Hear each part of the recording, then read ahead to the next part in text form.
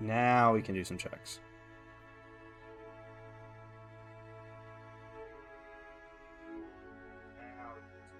Perfect. I sound great.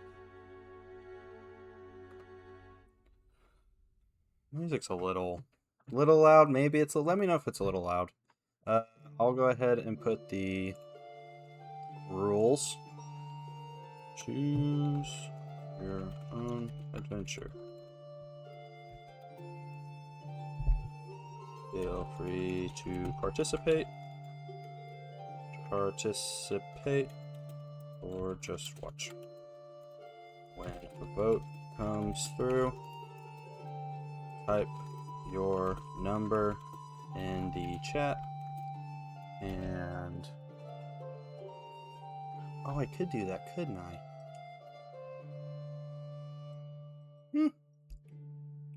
Whatever. Type your number in the chat. Chat to vote. In the chat to vote. Be nice to everyone. Be nice, everyone. Be nice.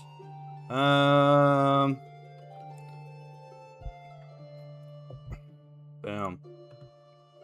Pin. Manually unpinned or into the stream. Okay, so this is the...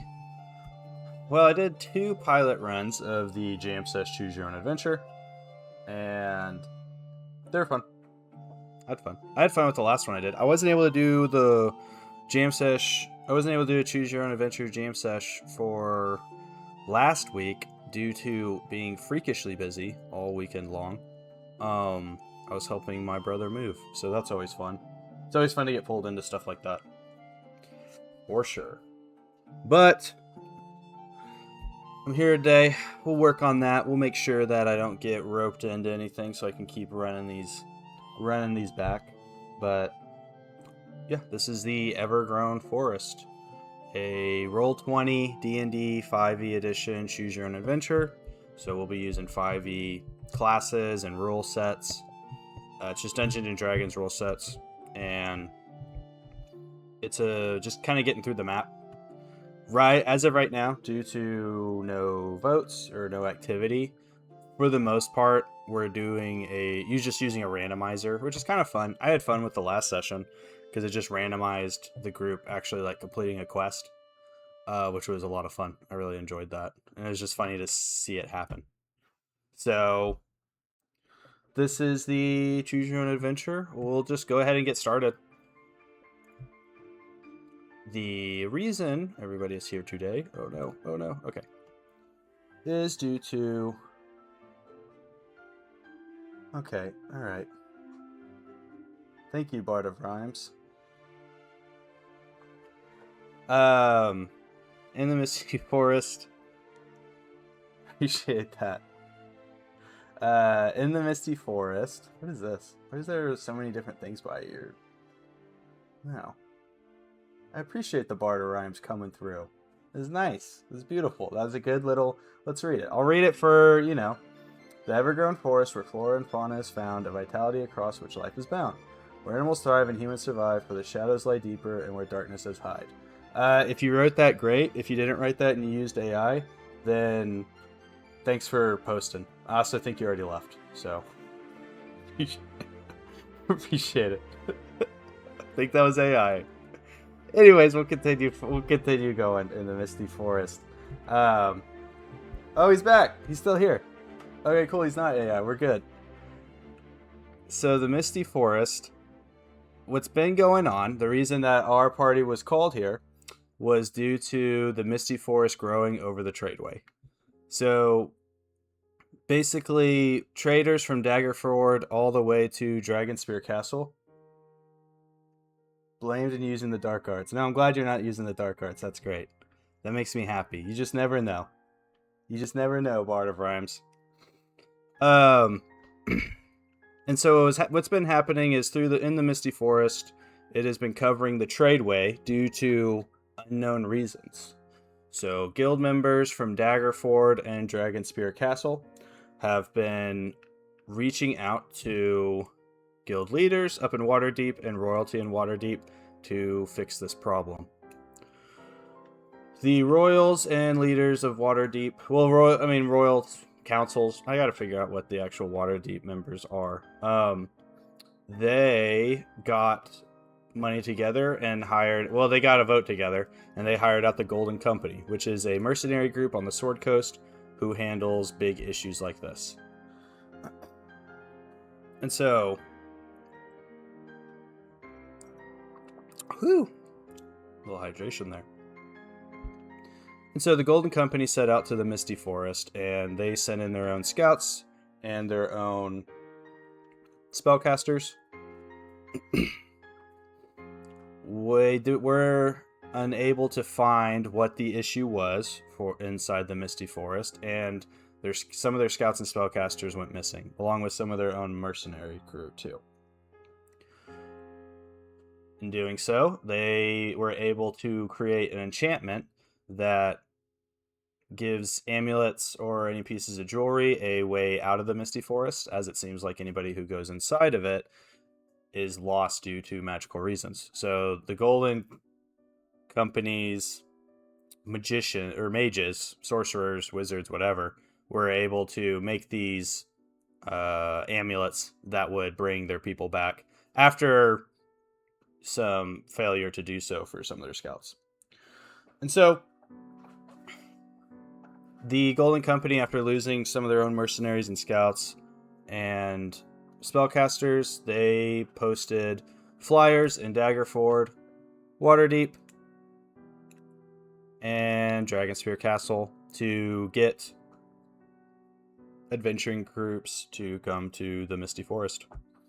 There they were offering 200 gold pieces per person to do so, and were willing to, they're offering 200 gold pieces per person in an adventuring party to go into the Misty Forest, and they would give them amulets that would give them a way out, looking for anything that would explain why the Misty Forest is growing at this alarming rate. Unfortunately, trade has halted to a slow, as the forest has not completely taken over the tradeway, but is getting close to doing so.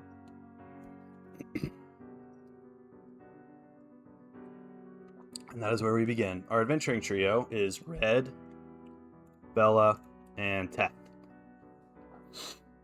So Red is a paladin. He is a human paladin. Ooh, I need to heal. I need to give these guys a long rest. So he's a human paladin. Human male paladin. And then Bella is a female Aarakocra druid. Oh, she's fine, but I'll still give her a long rest. Man, this is really quiet. Where'd the music go? Why is it so quiet?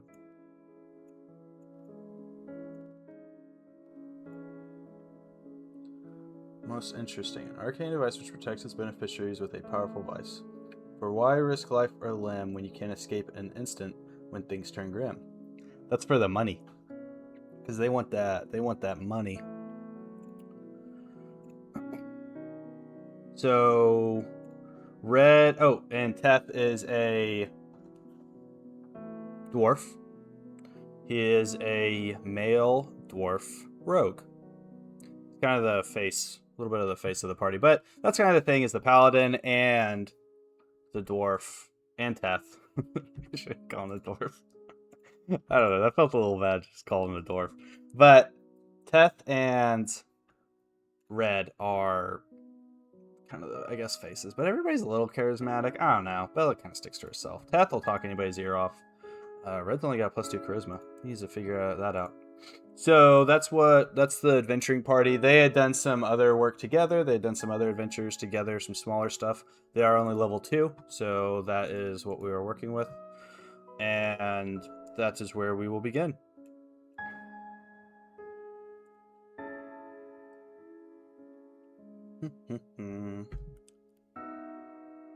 Here, 1 second.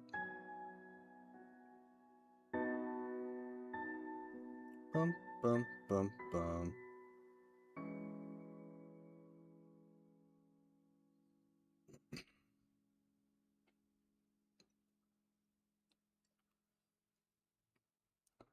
All right, give me 1 second, and then we will begin the adventure.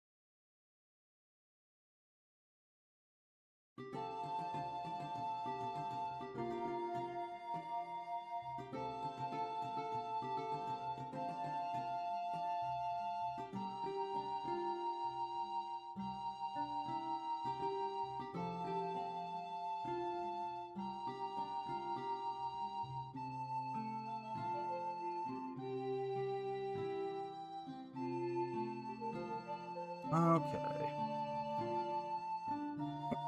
So the party will go forward into the forest. Uh,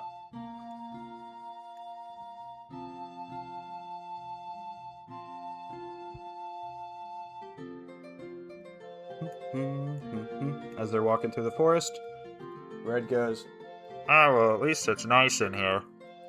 Bella goes, "Ah, I feel right at home."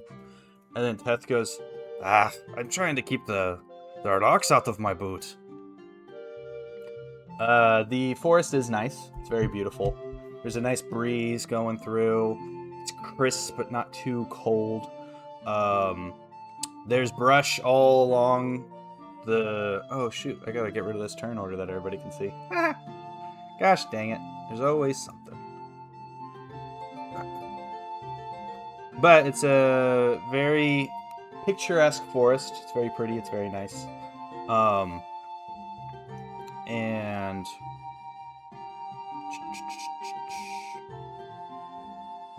picturesque, nice.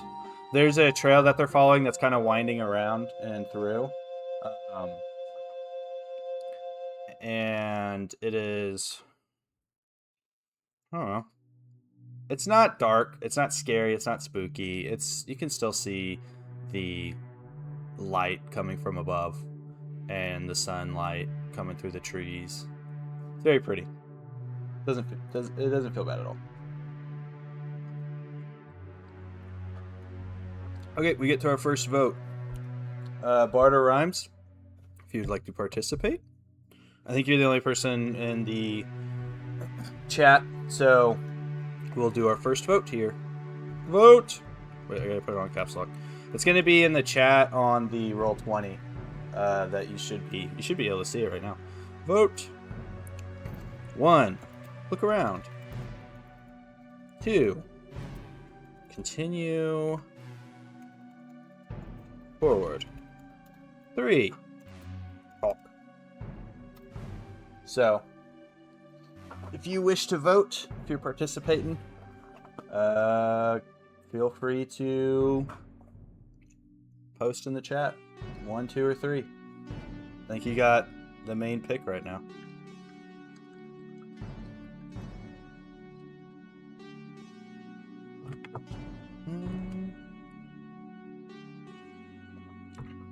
Look around. I'll move this closer.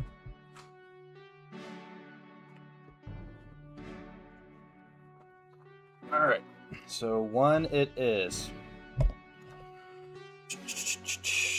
Everybody is going to roll a perception check to just kind of look around the forest and see how their walk is going, what's going on in the forest.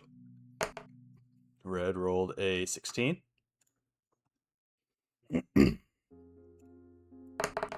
Bello rolls. They gave you that one. That's a 16 as well. And then Teth rolls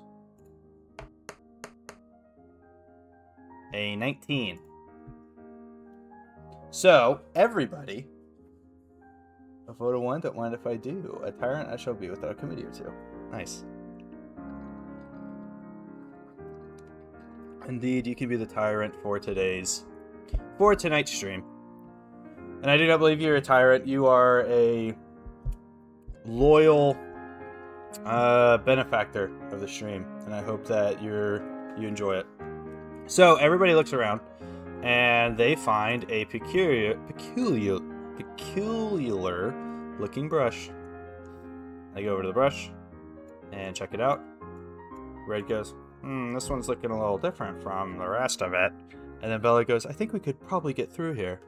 Death goes, I am pretty small. I could try getting through. And they will be able to see what's behind. Once I reveal.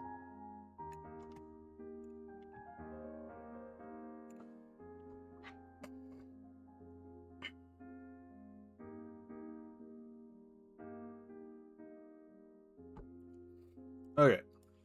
So behind this kind of tall brush that was sticking out a little bit on the road, it was still high enough to where you wouldn't be able to really see this little opening, but it was sticking out enough that looking around in this spot, there was another trail that there's a side trail that they could go through and find what seems to be a chest. Red walks up to the chest and he checks it out. It seems to be locked.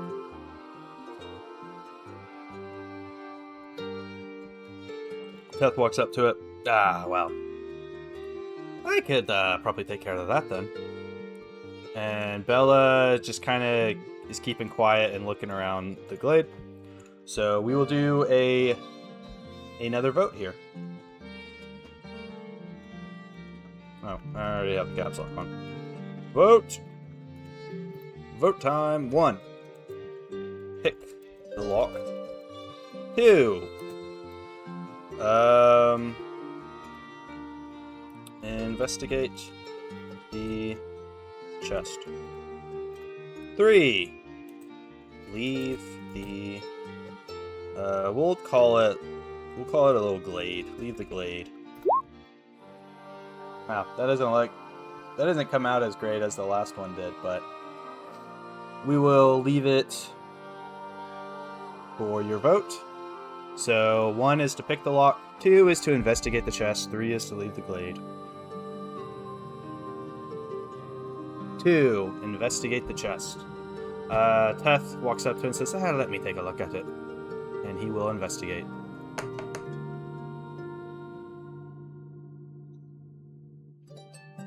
Pretty good. That's a 16. So with the 16, he's checking out the... Hey, it's Hay Station, everybody.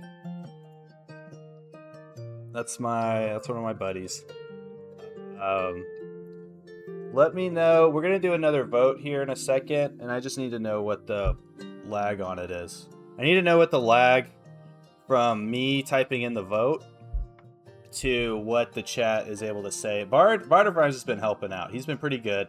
He, she, they, whatever, has been very helpful so far in testing that. Bard of Rhymes, just let you know, I'm trying to get this, working on this thing, and I'm wanting it to be as smooth of a process for the voting part, because I know there's like latency and lag with what I'm saying and what people type and what people say in chat. So I got my buddy to help with that to see if it's a good process. So you investigated the chest. So Teth checks it out and he goes, it doesn't seem that there's no traps or anything. So I think I could pick this lock.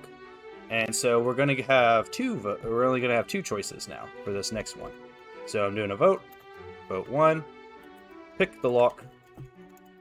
2, leave the glade.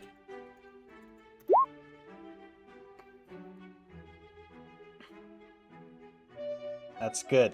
I agree. I think that's smart, Bard of Rhymes. I think that's smart. All right, 1. That was pretty quick. That was pretty quick after I typed it. Let's see. Now we got to vote.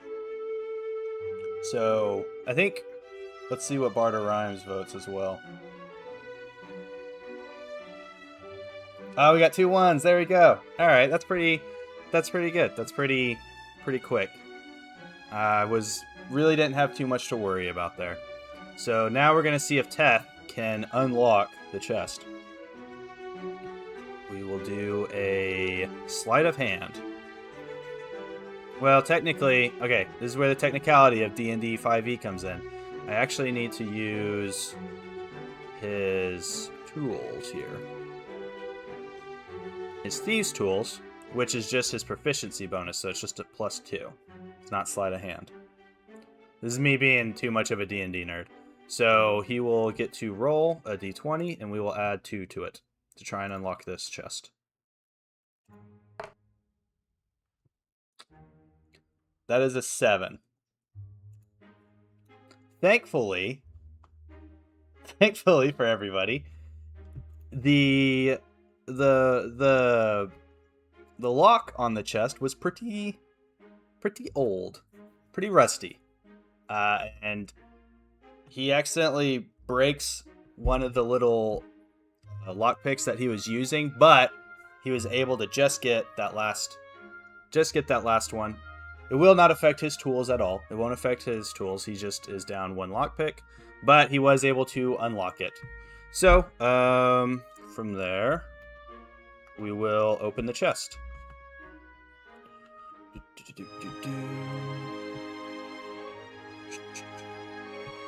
Or maybe I can do a fun little effect for the chest opening. People love that. Oh, that's lighting. We'll do a sparkle. No, not a sparkle. We'll do a glow. A holy glow. Do you see that? Let's see if that goes through.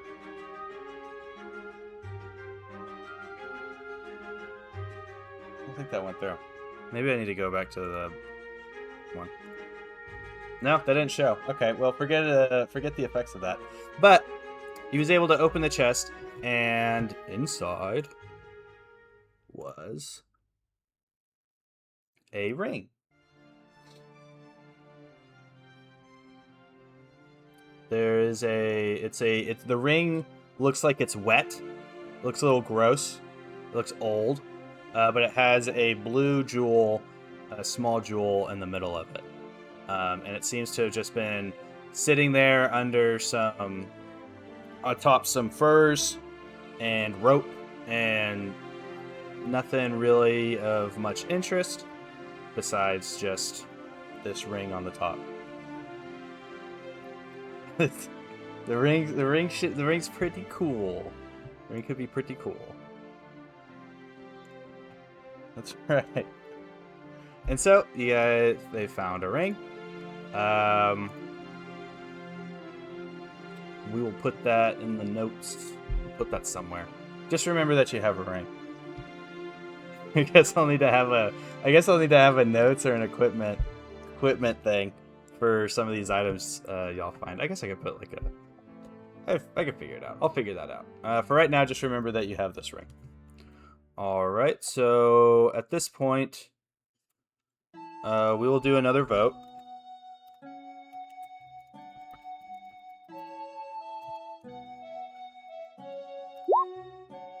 So can look around some more, or the glade.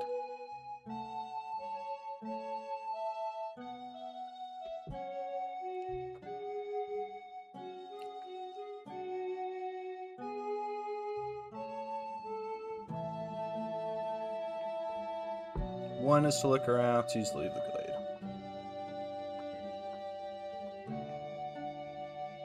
That was for a different area of looking around. That was for this area.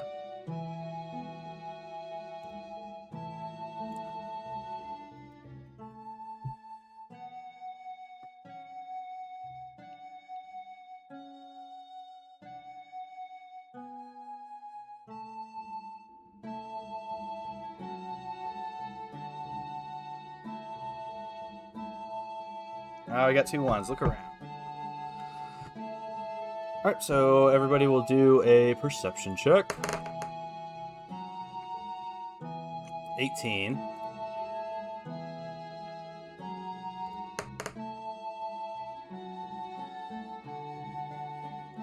14. And then Teth is last.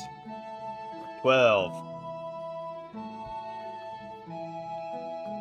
So, I was clicking through those. Okay, so looking around, Teth is kind of, you have to rummaging through the chest. He's kind of upset because he found the ring, and he told the other two about it. He goes, oh, well, I found this ring, but it's a little wet to the touch, but I guess we can keep it with us. Neither of you know Identify, do you? And Red goes, I don't have Identify. And Bella just shakes her head at him.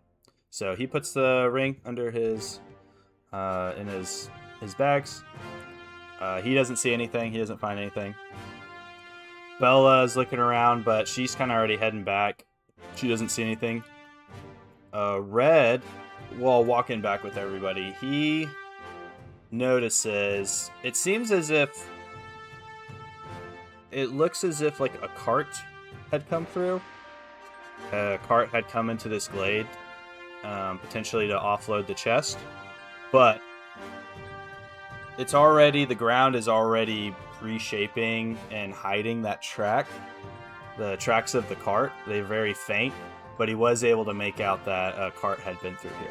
So there you go. At this point, there are no other options in the glade, so they will leave. Kind of how I'll do it is like you can exhaust the options, and then there's only like one option left.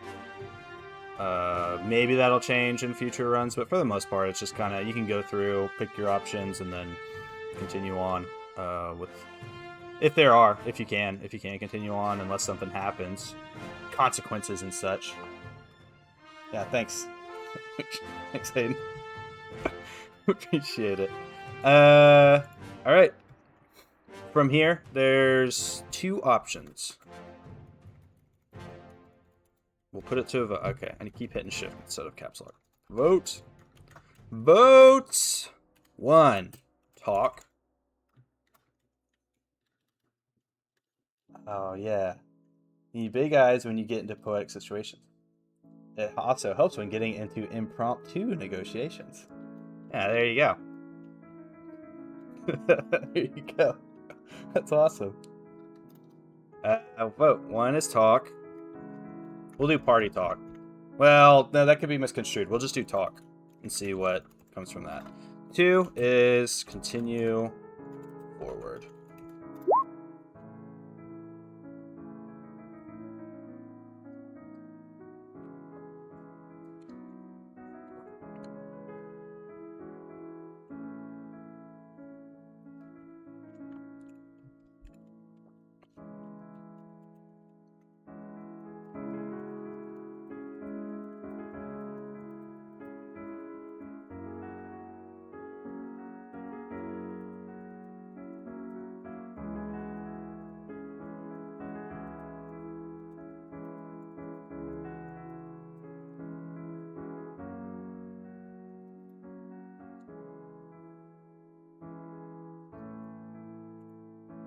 All right.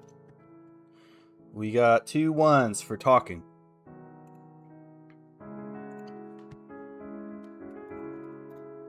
We got a nice piano in the background. It's very pretty. It's just music. Apparently there's music in the forest tonight. All right. So, for talking, as they're coming back to the main point, Red goes, "And it seems that there is a cart that came through here." Teth goes, I didn't pick up on that. And Bella says, "I didn't see that either." Red goes, "It was weird. It was almost as if the forest was already hiding it, but I can't imagine that, cart path would, especially coming through the forest. You think it would show up more?" And they both just nod their head in agreement. Teth goes, "I'm not exactly too sure about this ring either. It still seems kind of wet, and I think it's making a stain on one of my bags." And Bella says, "Oh, it could be magical. Maybe something for further along the road." And Teth wipes his hands on his pants and goes, I agree. I think we should probably continue forward then." And Red goes, "I'll take the lead." And he will head forward. Teth is kind of wanting to keep it moving as well. And Bella will follow up. And they will continue forward. It's almost as if both of those votes would have done the exact same thing. Crazy.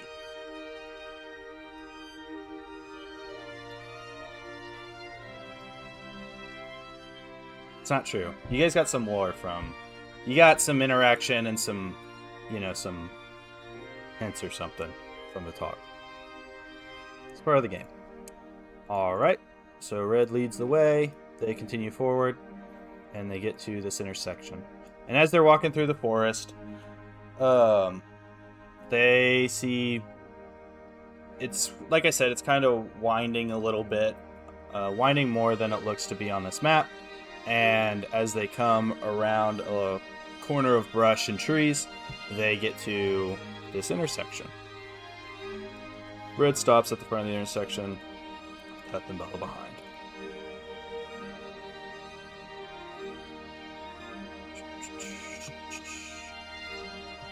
Alright, and then I will show some of the map here.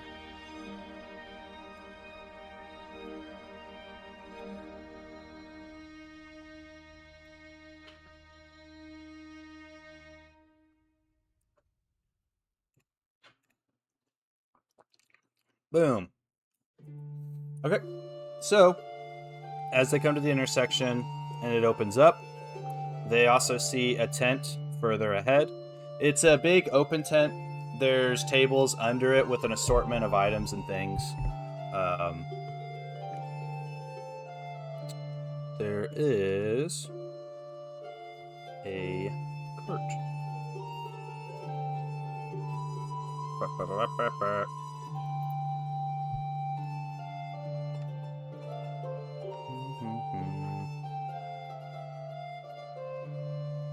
Yeah. Just need to put it in there. I don't know why it wasn't in there already.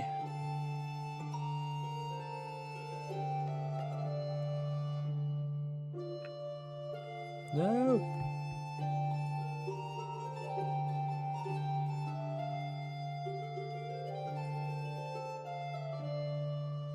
We'll get a vote going here. I just gotta add this asset real quick. Oh no, it's gonna be so big. Ah! I gotta get it lowered.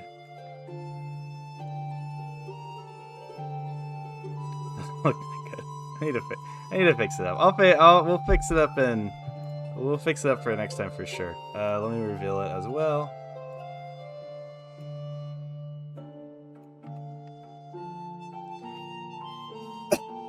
It's just a PNG. Dang it. Well, yeah. We'll fix. There's a cart. I had a different cart token, but I couldn't find it, so we're using this one. So there's a cart behind him as well, and there is this old hermit-looking man who's sitting on a stool and poking at the fires in this little opening of the forest. That's directly in front of him. To the north, this is kind of a northeast-south situation, so to the right, looking in front of him to the right is the east. North is the bridge, and south is this craggly walkway. Ridgeline. It should be shown. Oh, it's because I haven't. Bam, there we go. Now you can see the cart. Thank you, Hayden. I appreciate it. Or Hay Station, I appreciate that. Oh, nice. I know, right? This is what we're working with here. This is roll 20 for you. I'll get an official token for it. We'll get it looking good. We'll get it looking good for future runs here. Okay, so now we have a vote. Let me continue explaining. So to the north, there's seems to be a. I don't know why that didn't more. Do this. You do that. Okay. To the north is a bridge over a river. It's kind of higher up, so it's probably like 5-10 feet from like this bridge and the line of it to the river below. So you would have to like walk over the bridge, and you would like have to drop into the river. And there's these craggly stone side on the right side here, whereas the left side would be a little bit more smoother. But the stone bridge looks like it's been built and has been here for a bit. To the south is a ridge line. It kind of dips down going to the south and curves around, so they can't really see what's further in the ridge line. And the brush and the trees are right on each of the edge of the ridge line, so it wouldn't be that easy at all to like stay on top of it and walk along it that way as well. It seems like the trail for the north and south are some of the only ways to go that way. So they'll get to this intersection, and we will do a vote to see which way to go, which way y'all want to go. So one will be north, bridge. We'll put it in parentheses here. Bridge. 2 will be east, which will be tent. And then 3 is south, which will be ridgeline, or just ridge. There might be some pulling and all that, so we'll see. We'll see who wants to go where.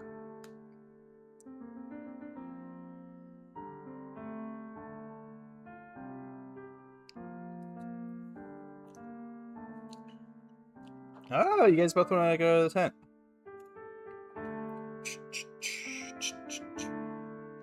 Nope.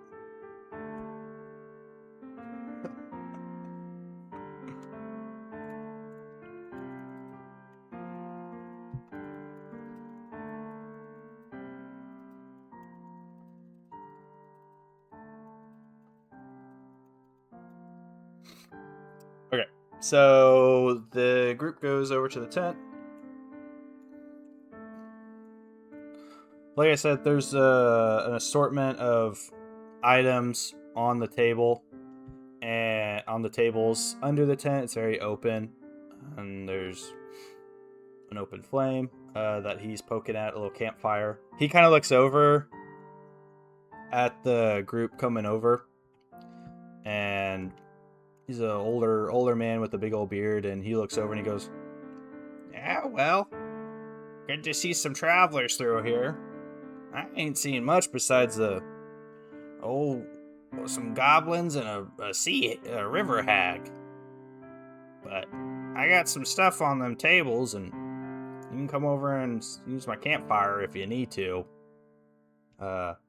Can sell you some of that stuff if you're interested. Just let me know." So he's a trader of sorts. Put up a vote. 1. Talk to the hermit. 2. Buy items.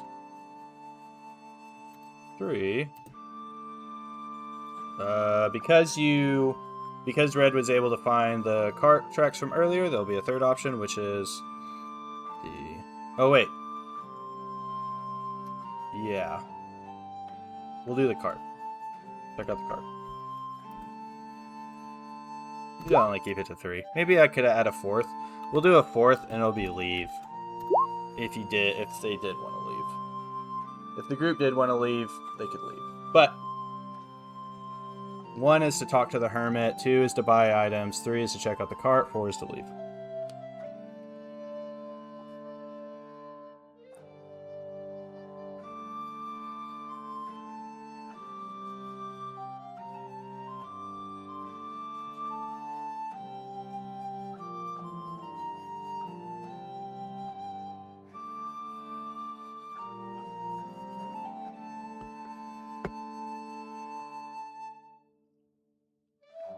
Three, check out the cart. 3, check out the cart. Alright, there we go.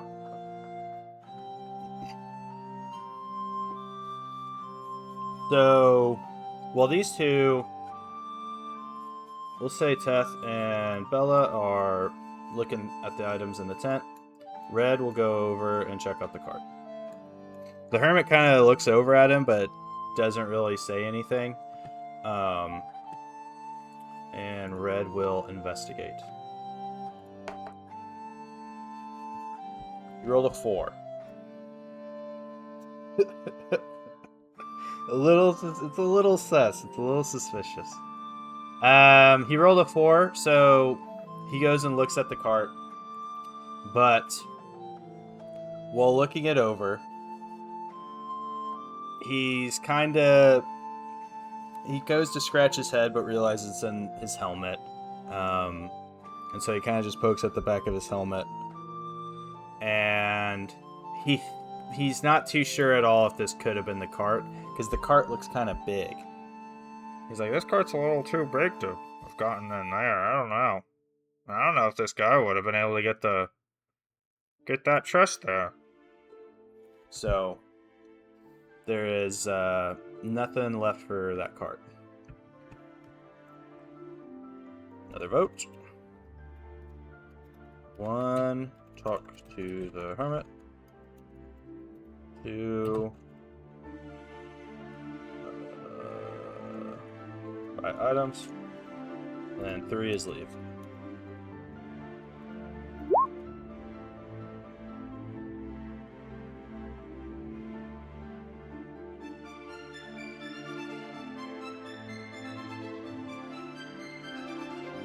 Thanks. Okay, talk to the hermit. So Red will go talk to the hermit while Seth kind of comes over as well. Bella's still looking at items. And Red goes, well, hi there. We're just some adventurers here in that, what's it called? In the Misty Forest. In the Misty Forest. The hermit looks over and goes, oh, hey. Good to see some other people in here. How can I help you? And Red goes, well, we're trying to figure out why the forest is expanding the way it is. And the hermit goes, I'm not too sure myself. I came in here trying to find some items for some buyers in Daggerford. I got stuck here, and, well, I couldn't find a way out, but I at least found some of that stuff that I'm selling over there, so if you're interested, you can take a look. And we can do, while you're talking to him, we can vote on, like, questions to ask. So, stuck in the forest. Time in the forest. Hermit's time. Hermit's time. I guess he's a trader more than a hermit, huh? We'll call him a trader. Trader, not Tor. Trader. Traders. Time in the forest. 3. He can ask about the cart. You can ask about the cart if you want. Cart tracks. Ask about the cart. There we go. Ask about the cart. And then 4. Well, we'll start with those 3. What is a trader with no customers but a hermit? I agree. 100% I agree. You might as well be, especially if you can't go anywhere, right? And you're not even trying to get out. No thanks.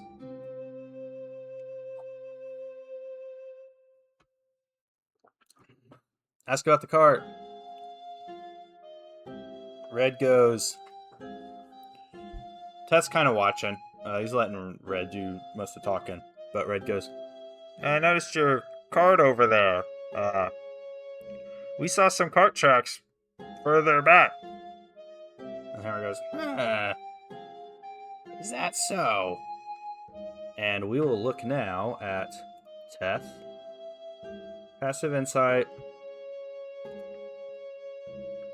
And 13 passive insight. So Red's actually able to pick up, I think both of them are able to pick up that this hermit's letting on more than he knows. More than he's saying right now. And so Red's going to push him. And he says, I can tell that. I don't think he's, how does he sound? He's talking through, I can tell that. It's like he's talking through his helmet. There we go. Okay, let's try this again. Yeah, I can tell that your cart's the only thing around here. And it looks like that could have been what went through what the cart trails that we saw earlier. That's what he says to the hermit. The hermit nods his head and he goes, all right, you're right. I was unpacking some supplies in a little hideaway that I had saw. I didn't think that anybody would be able to get to it, really, besides me. Like I said, there are goblins and sea hags around here, river hag. And I didn't want them to get into my stuff. Red is a smooth talker. Red and the hermit are both smooth talkers for sure. Red goes... Or Teth at this point, he pulls out the ring. And he goes, it is by your stuff, perhaps this ring then? And then the hermit goes, how'd you get that? And Red goes, well, it was in the chest. And so the hermit at this point, he kind of gets a little, his shoulders loosen, and he looks a little dejected, and he goes, all right, yeah. Well, I found that river hag over by the bridge. She's been asking for that ring and looking for that ring, and I happened to cross it. I wasn't going to give it to her, so I stored it away. But I was worried she was going to come over here and ask about it, so I put it in that chest with my other stuff. But if you give me back that ring, I'll give you some money for it. Just don't give it to the river hag. She doesn't deserve it. So now we have a vote. You're in a quest line. You're kind of in a quest line. Give the ring to the hermit. 2, keep the ring.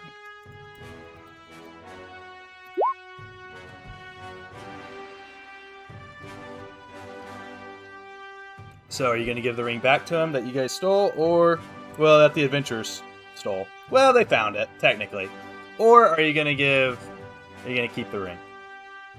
One or two. One is give the ring to the hermit, two is keep the ring. No, not stole. Well, maybe stole. Now you're kind of finding out that you might have stole it. Keep the ring. Teth goes, if it sounds like that it already belonged to somebody else, then I think we'll hold on to it ourselves. Finders keepers, losers weepers, for sure. Take it from my cold dead hands. The hermit shakes his head and goes, fine, whatever. Just go away. Stay away from my stuff, and I don't want to talk to you anymore. And so he will shoo the party away. And they will have to go back to the intersection at that point. But you guys still have the ring.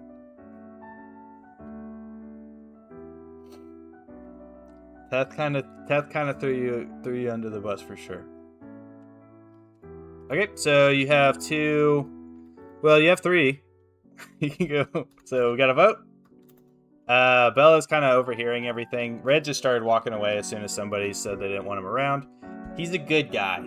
Red's a good guy. He's a paladin, so he's lawful, helpful. Let's see. Part of Rhyme says, how much does morals matter in this forest? Could we take everything the hermit owns, much to his protest? Well, that is a potential.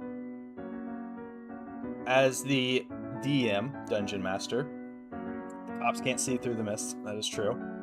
As the DM, I'm kind of in control of the actions here. This is an adventuring party, and there's a paladin and a druid. The druid and the rogue are a little bit, they're kind of the, more scrupulous, whereas the paladin doesn't necessarily want to be, going and taking stuff from people. But there's a difference between taking something from someone that they owned and then coming across an item in the forest in a chest that they didn't know belonged to somebody. So for this current situation, Red's fine with just backing the team out. So we'll do a vote. 1, north, bridge. 2, I do want to figure out a way though of chat actions. Maybe I'll do chat actions. Maybe I'll do a thing where it's a couple times per session, chat can do an action and we can vote on it or pull it up. And then chat can do their own action that they want to do that isn't to the DM's discretion. It's not a bad idea. East, you guys can go back and talk to the hermit. We'll just do hermit. Trader. You can go back and talk to him. 3, south. Oh. Ridge. Sounds good to me. Nice. Not a bad idea. Like I said, I'm still figuring out I did a pilot run of this last month, middle of the month. So fairly new, but it's fun. I like doing it. And then if I don't have participants, I just do a randomizer, which can be kind of fun. But yeah, so we have the vote. 1 is north, going to the bridge. 2 is east, going back to talking to the trader. 3 is south, and that's the ridge.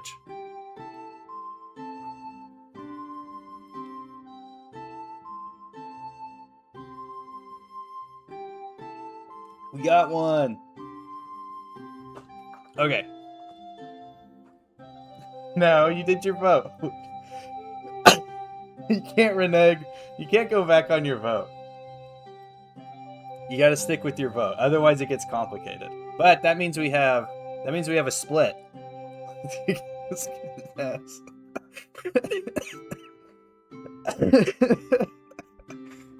have a split, which means I'm going to utilize the randomizer. So we have 2 and we have 3. I will randomize until I get one or the other. I feel like this is only a potential thing to happen with like with a smaller group of people, but it's fine. All right. Oh, that's a toss-up. I didn't get 2 or 3. Still didn't get 2 or 3. Oh, we got 2. All right. Going back to the trader. The group kind of gets in their mind. Bella was like, I actually wanted to get something. And Teth goes, yeah, he was being quite rude. You always get a tie. Good to have some process for the tiebreaker. I think the randomizer works for that. I can keep the randomizer around then, too. And then Red goes, he's kind of upset, but I guess maybe we could get him to talk to us again. Okay, so the group will go back to the tent. The hermit sees everybody coming up. I'd like to cycle through the dialogue tree, pretty please. Well, we'll see, because you're going to have to do a check. And there's potentials for other types of... like actions or things that the group can do. But I think that'll be dependent on what type of run it is and how the run's going and what actions have been completed too. Because I got there's a lot of, branch-in pathways here. And because of what happened earlier, the hermit, he gets up and he goes, No, I told you. Get away from my tent. I don't want to talk to you anymore. And so all 3 will have to roll a persuasion check to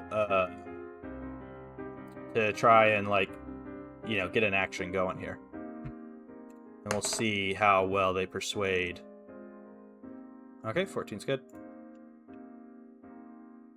14 by Red. Oh, 17 by Bella. Oh, persuasion. See, here we go. Teth is pretty good at persuading, so maybe he'll get even... Nope, he rolled really bad. So you got 2 14s and a... What was that, a 17? Is that correct? Yeah, 2 14s and a 17. Which means that the group is able to calm down the hermit. Red goes, Sir, I'm sorry. We didn't mean to come off so hard. It's just... We're just trying to get to the bottom of things out here. And Teth goes... yes, I apologize. I'm willing to spend some coin, here at your tent and look over some of the items. And Bella, who had the highest, she goes, I very much wanted to potentially buy something, and I was very curious about how you even came across these items. Yeah, tell him he's like, we don't really want. No, these are, for the most part, these are good people, okay? All right, so now you guys have gotten access. The hermit hears everybody, and he goes, "Oh, all right. I guess I could use the trade. So, just don't break anything." So now, because of good rolls, yeah, that is more intimidation. You're not really trying to intimidate anybody. You're just trying to get back to being able to do some actions. Okay, so up to the vote.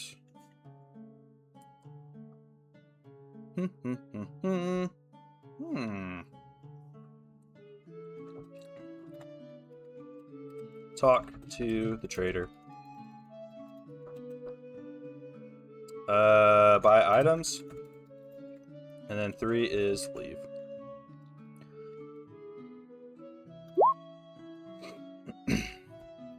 So, that's the vote. 1 is talk to the trader, 2 is buy items, 3 is leave.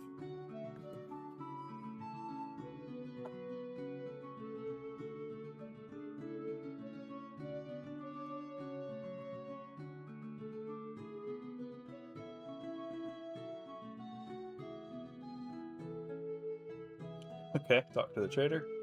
Yeah, go back. Alright. We'll say these 2 go back. They're the most charismatic ones, so they go to talk to him, and while Bella is still looking around. I will allow. So, here we can do a chat action here. So, for talking to the trader, we can, get the dialogue tree going. 1 is stuck in the forest. 2 is traders.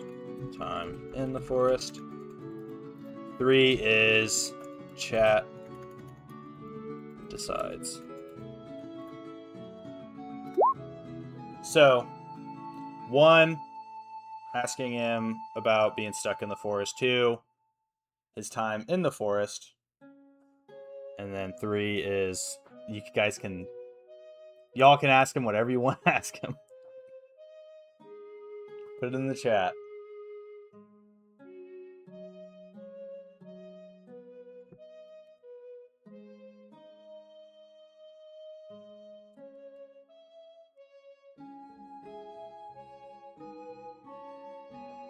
Okay, stuck in the forest. So Teth goes, what brought you? How'd you get stuck in here, anyways? And Hermit says, well, like I said, I was trying to get some items in Daggerford, and I'd been coming through here. And he's like, oh yeah, that was his voice. I'd been coming through here and just getting everything I could to sell, mostly herbs and different foliage, things like that. Stuff I could find in the forest to sell back to people in Daggerford. And I kind of have some buyers now. But I came in here and I just kept getting turned in circles with my cart here. I even had a donkey that would pull the cart, but he ran off. I haven't seen him in a while. And I was getting turned around and I got stuck here. While I was looking, I found found a couple of goblins walking through the forest as well. And then I went to the bridge and found the river hag. But I've mostly been stuck here ever since. So that's all he has for that one. Vote 1. So, time in the forest. Stuck in the... Oh, yeah. Time in the forest. 2. Chat decides. Chat asks a question. Here we go. Chat asks a question. And then 3. Leave. So you got 1 time in the forest.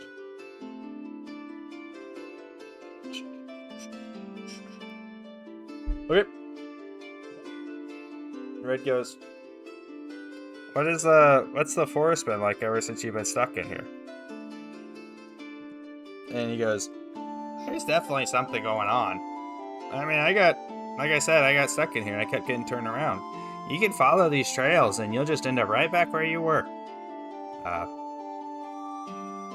And I was keeping track of it in a book, a journal of mine.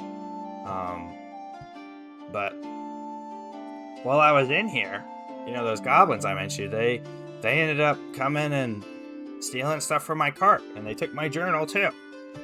I really would like to have that journal back, because I've already forgotten the names of some of the people that I owed this stuff to.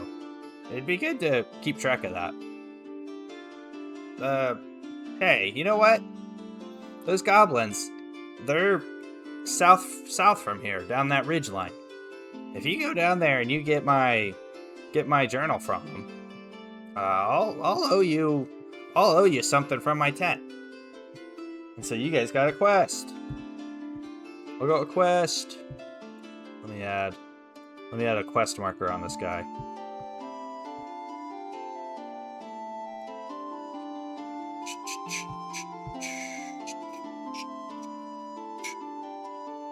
Cool. So now you got a quest from the hermit. What's the quest called? Goblin theft. Get the hermit's journal back. Yep, so he mentioned that south from here, along this ridgeway, there are goblins that snuck in and stole some stuff from him while he was here in the forest, and that he would appreciate getting his journal back. that he wrote in.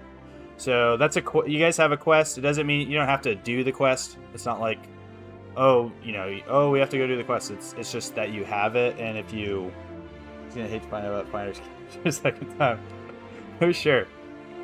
So you don't have to do the quest, but you just have one, and if you complete quests on the map, then the party can get special items, gold, other things, and that will actually they'll be able to use it in sessions going forward.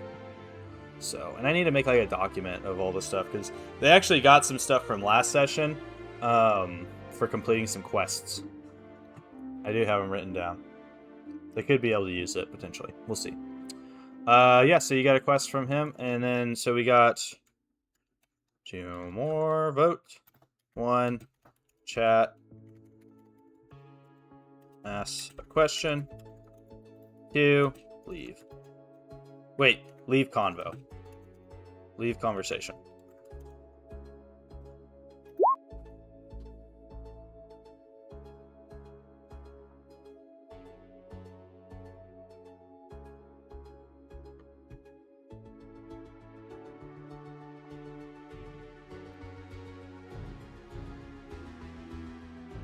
Okay, so we got leave conversation. We got one. Chat asked a question. All right, let's randomize. Let's do the tiebreaker. Oh, nope. That is another reroll. That's another reroll. Oh, 1-1. 1-1. Chat gets asked a question. Both of y'all can type your questions in of what you would want. I can pick it. I'll probably pick Bard's because it was his first and there's only 2 people in here anyways. Sorry, Hayden. But we can ask you a question too if you want. So, Bard's up. Well, Chat, you're up. Chat, you can ask a question.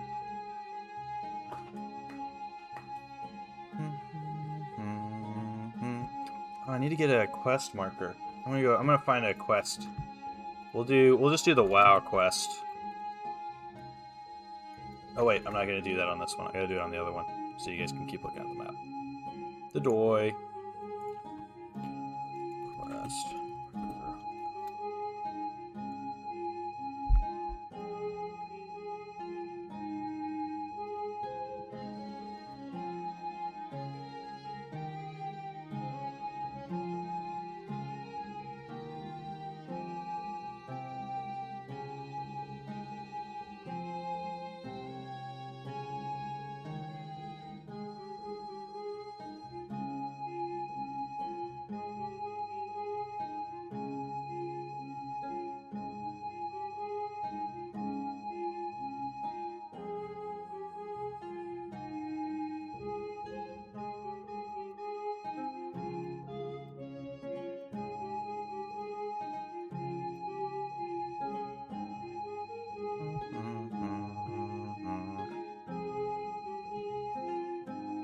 Alright, we got the question. We'll have him ask it.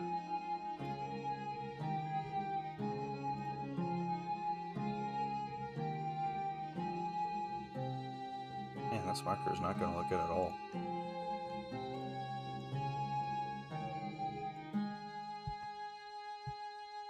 It's so big. It looks so dumb. I'm not doing that. I'm getting rid of it.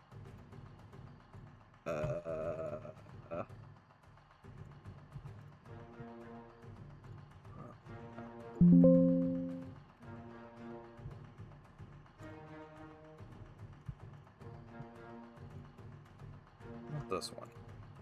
Maybe this one's better? Ooh.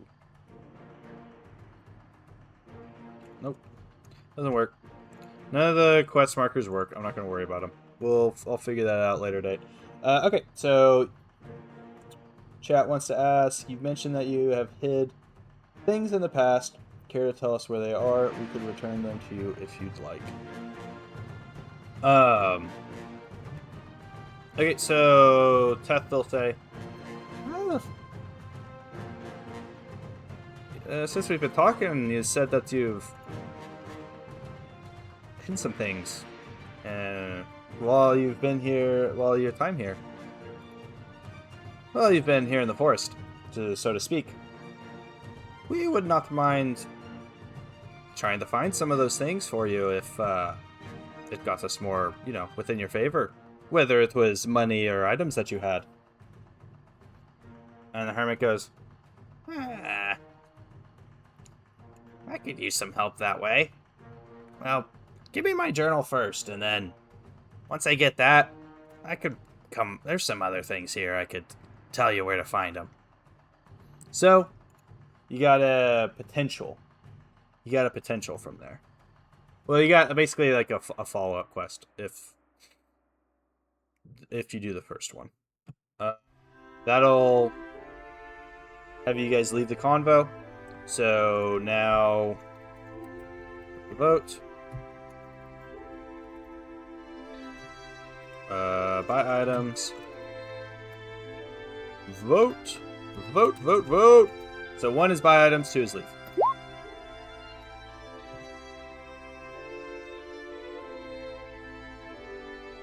I could do that. I could do a little like quest. I need a quest marker, but then I can also have like a journal, quest journal, on like the page, over like the black space areas, and be like quest so far. Or I could just have it as a tab. I could just have a new tab. Buy items. Okay.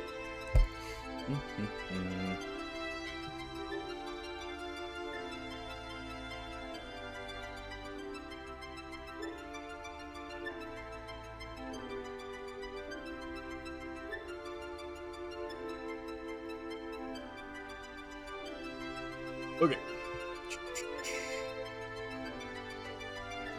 Let me pull up the list here.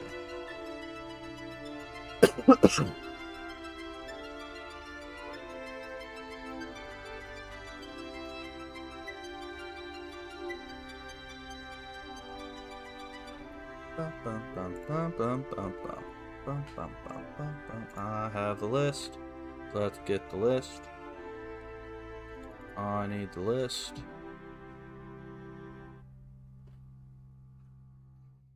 Alright, so the first up will be buying items. Vote.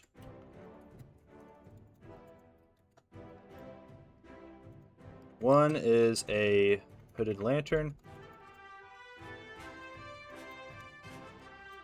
5 gold pieces. And I'll show you the. How many miles does your cart have? No, I don't have cart insurance. No, I don't want cart insurance. Psh, for sure. I don't think this hermit is. If this hermit got pulled over, you'd definitely get in trouble for not having cart insurance. So a hooded lantern is choice number 1. 2 is a short sword. Which is... Nope. Gotta go the other. Bum, bum, bum, bum. How much is a short sword? Where's that at?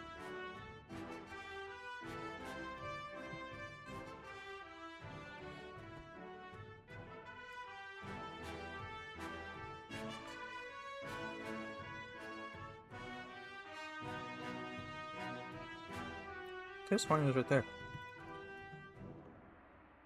Oh, it's 10 gold pieces.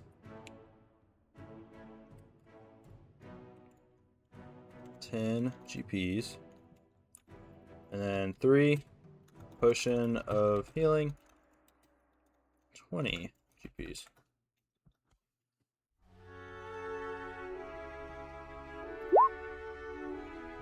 Okay, so Teth has 9 gold pieces. Bella has 10 gold pieces. And Red has 15 gold pieces. So in total, you have 25 plus 9 is 34. So 34 GPs to spend.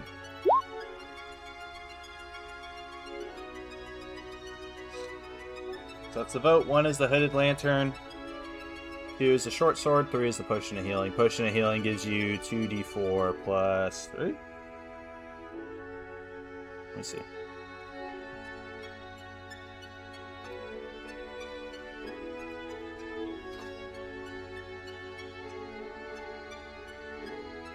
Two d4 plus 2.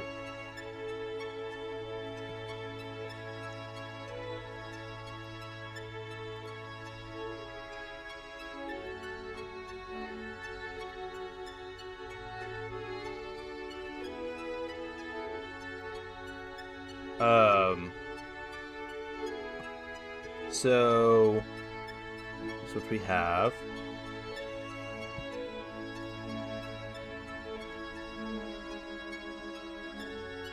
One is Hooded Lantern, 2 Short Sword, 3 Potion of Healing.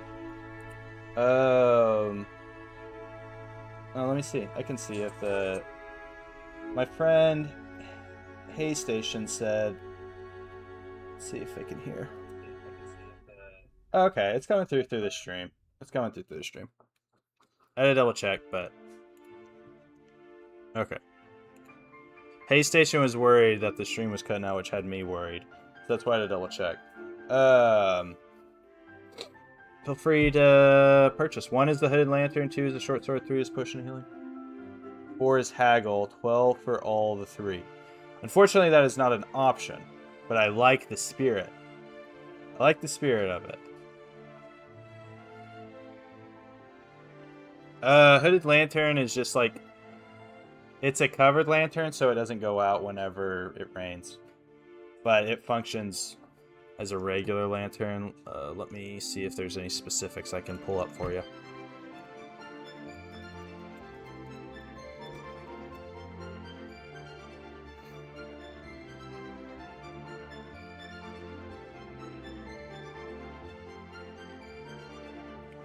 Hooded Lantern casts a bright light in a 30-foot radius and dim light for an additional 30 feet.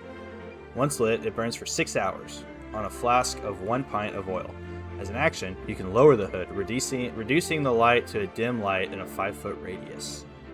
Ooh, so you could use that as like a thieves light. But you only have those 3 options. That's all you got. You can leave. The 4th option is to leave. If you don't want to purchase anything, I can add that in. Or leave.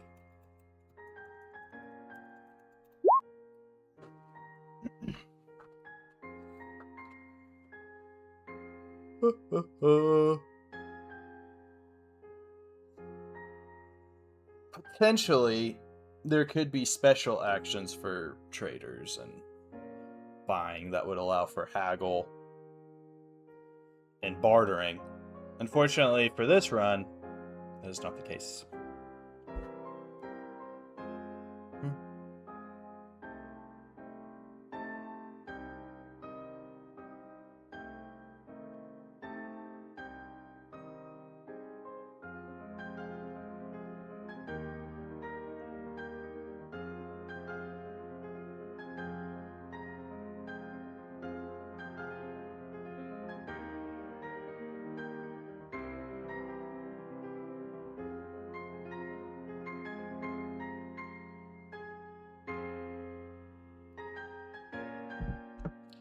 Four and 3.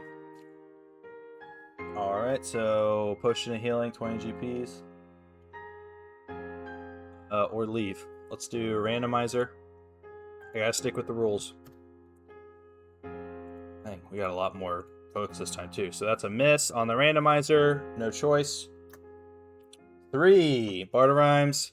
Get to it again. Potion of Healing. Alright. So you gotta put some money together to get the Potion of Healing. Red's fine with offering up his money because he's a good boy. He's just a good guy. So we take 10 out of his. And we'll do 5 out of Teth's. Teth really wouldn't want to give up some money, but he will.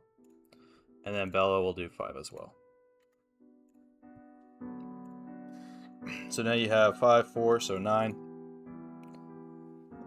Plus 5, which is 14 gold pieces left. Vote. Let's see. Let's see who gets the potion of healing.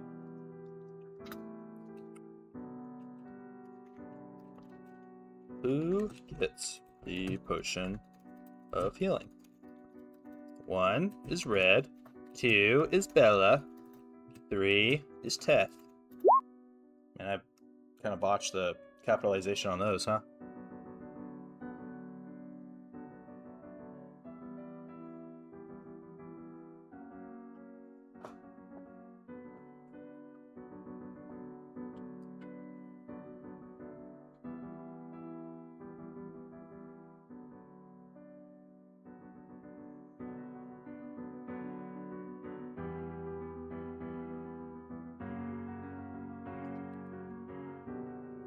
One and 2. Alright. Red or Bella. Let's see what the randomizer says.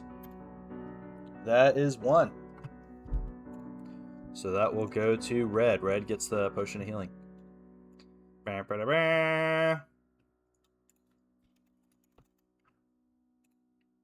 legacy. I mostly do stuff by the legacy because they have the new rules, and I really don't play with the new rules.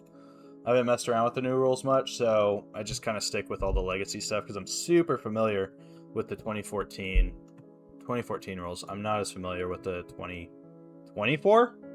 Dang. It really was 2024. What is it? D&D like 5.5 or D&D 1? I forget what they called it. Alrighty. So, vote. 1 is the Hooded Lantern, still. Actually, I can just do this.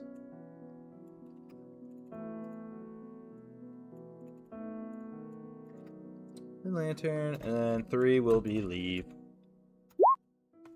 So, vote. 1 is for Hooded Lantern, 2 is for Short Sword, 3 is for leaving. Not purchasing anything.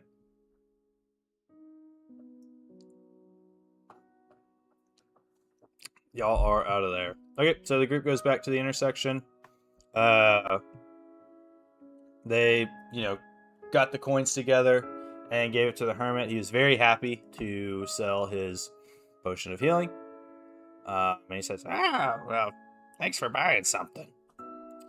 And the group goes back. Okay, so one is north. Oh, actually, I can just do that again. We'll go up and we'll just do a little copy-paste action here. Alright, you can go back and talk to the trader if you really want to. Or you can go north to the bridge or south to the ridge. Bridge or ridge?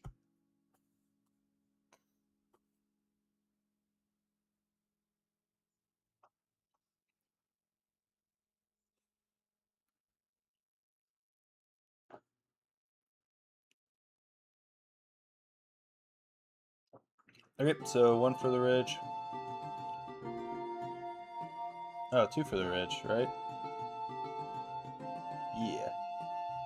That is going to be a thing. It would be really funny. It'd be a really good bit. Yeah, I didn't think about that for... I didn't think about that for... What's it called?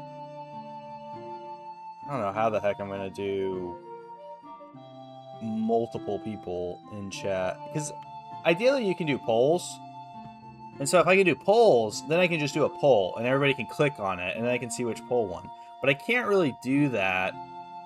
And I'm already getting confused by just 2 people typing stuff in. So I'm going to have to figure out how to do the choose your own adventure type-ins. If it ever gets some more people. But I do appreciate y'all playing. Especially Hay Station for playing as long. Yeah, I'm going to have to do a poll. I can't do it on Twitch. I can't do polls on Twitch until you're like, what's it called? Affiliate or something? But maybe I can have like I could do like a Jack. Wow, what is it? Oh, it's some like party game. It's like Jack something. Jack games. I don't know. And I can just have like a link that people go to, and then that's where they click the poll. We'll see. I'll figure that out. I'll figure that out for next session. You guys go south. Goes. I think we should go south. See what all this goblin talks about. That goes. That's a good idea. And then Bella nods her head in agreement. So Red will lead the way. I'll be behind, and Teth will be in the middle.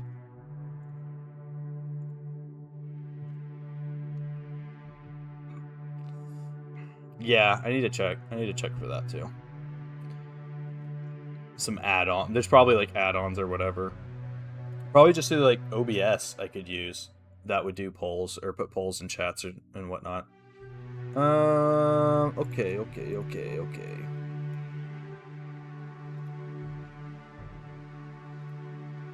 Alright, so go down to the ridgeway. Like I said, it's kind of this rocky ridge on each side. It dips down a little bit, at least 5 feet, and there's just trees up above and brush on each side. It'd be very hard to stick along the ridge, so it's easier just to go through the pathway. And as they go through the path, this is what they end up finding.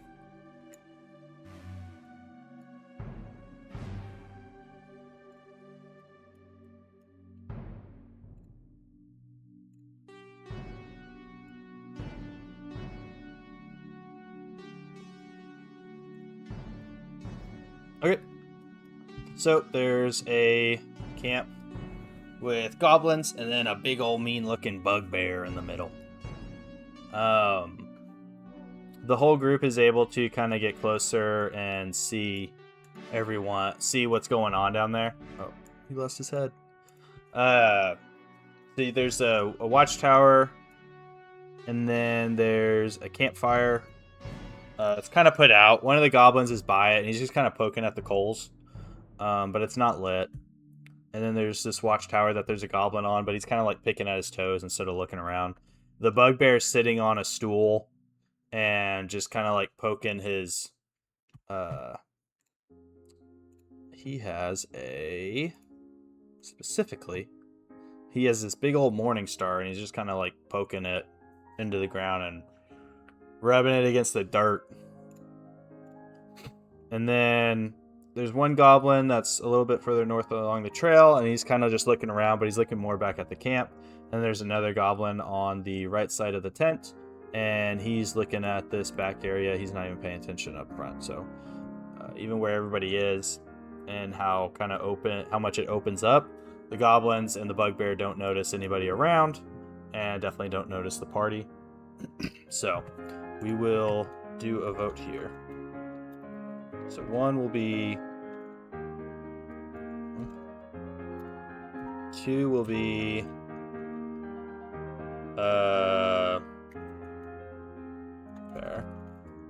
Prepare for an attack. 3 will be... we could just do attack, and then the attack could be... 3 will be talk. And so, you guys vote. I'll be literally right back.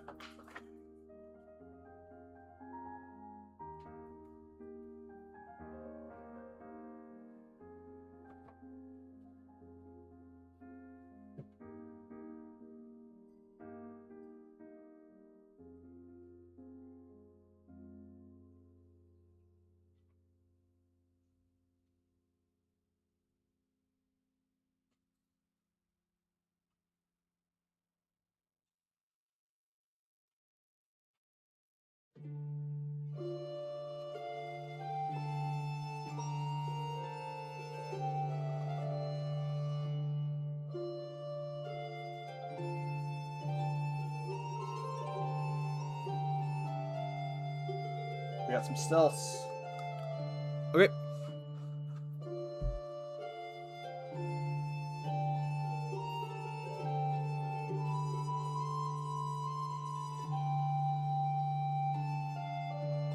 So, everybody will roll stealth.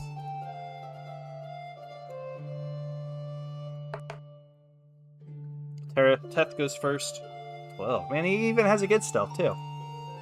Bella will go next. 15. Ooh. Red has disadvantage. So that is a 9. The best he can do is a 9 now. Dang. So, total that is 12, 15, 13, 12, 15, 40. 40 is pretty good.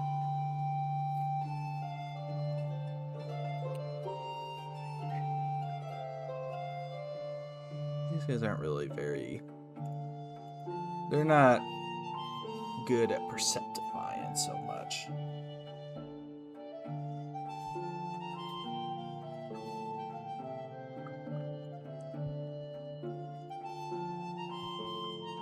So we'll put a little... So these two, Bella and Teth, are able to stealth. Red thinks he's stealth.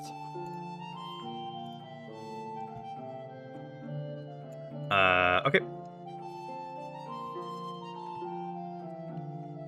So with the stealth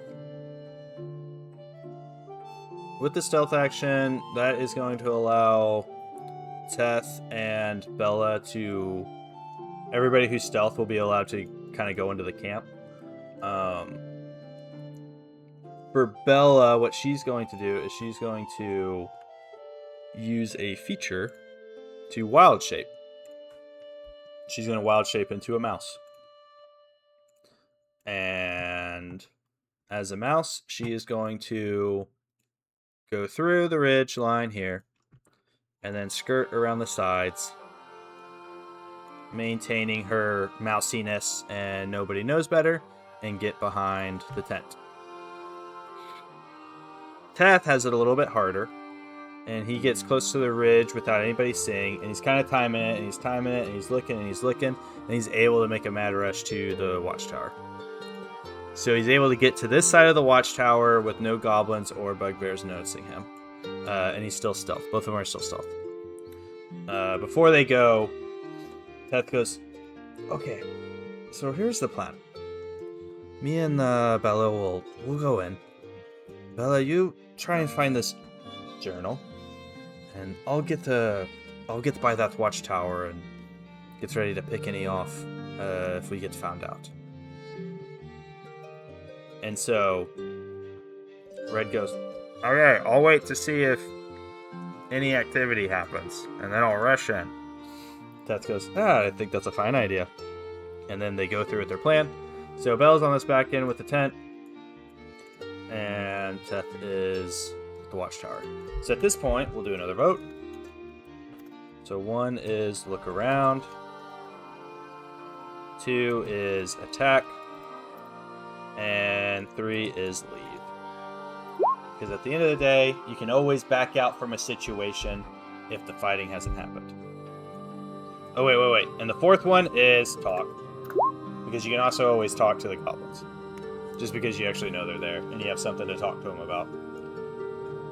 So leave and talk should probably be switched, but whatever. For this, the vote is 1 is look around, 2 is attack, 3 is leave, and 4 is talk.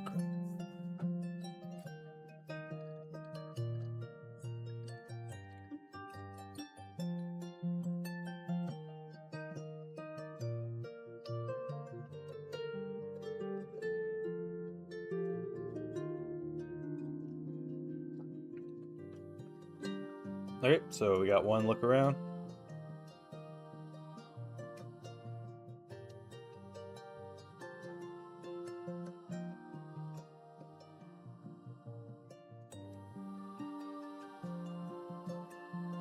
Alright, so we got 2 look arounds. At this point, it's just going to be Bella looking around. Teth can do it too. I mean, he's close enough. He might be able to find something. So we'll do 2 perception checks here. Alright, so that's a 14 for Teth. And then...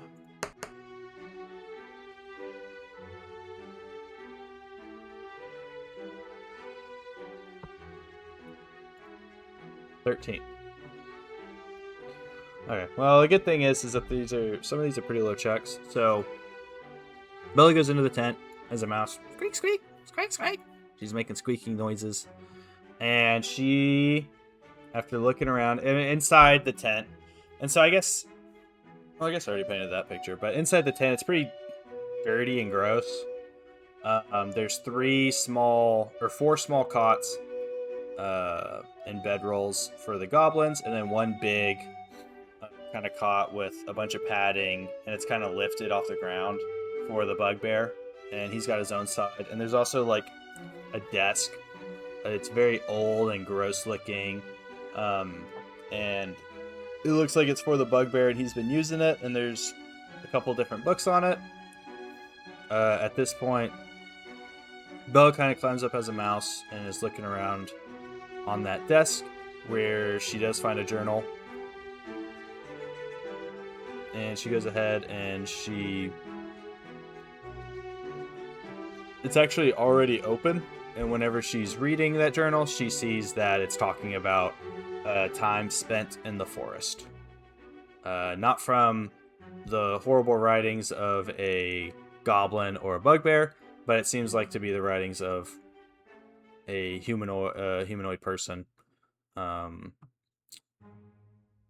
Someone who is able to be a little bit... This sounds bad. Listen, this doesn't sound great. What I'm about to say next doesn't sound great, but this journal that's open, it's dated, it's very literate, there's no misspellings. It doesn't seem like it would belong to a bugbear or a goblin. So, that's all I'm going to say, alright? Sorry if that's rude. And then so Bella's able to find the journal, and she's going to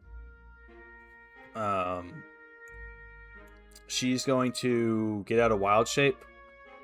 And I know that's a little rude.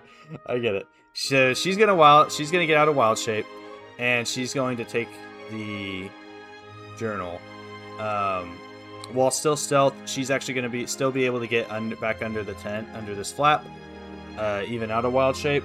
And she'll go over to this side of the tent.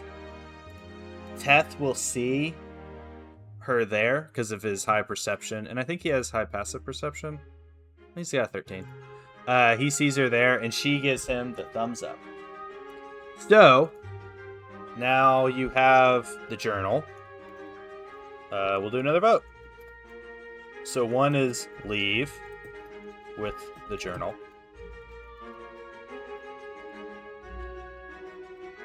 2 is attack. 3 is talk. So for this vote, 1 is leave with the journal, 2 is attack, 3 is talk.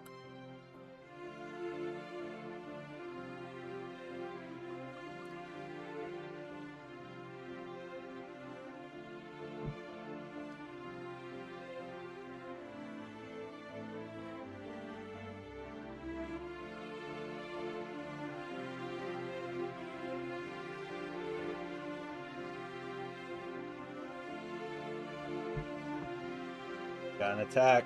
We got 2 for attack.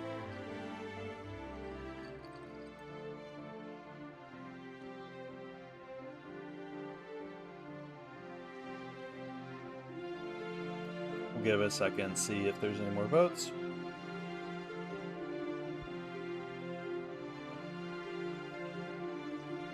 Okay, so 1 is leave, 2 is attack, and we'll see what the randomizer says. Attack of surprise to cleave these foes to an early demise. I like that. Hey, it's a 2. They attack. Okay, so with an attack, we will do initiative. So let me get initiative going for everybody real quick with the turn order. Ba-ba-da-ba-ba-ba.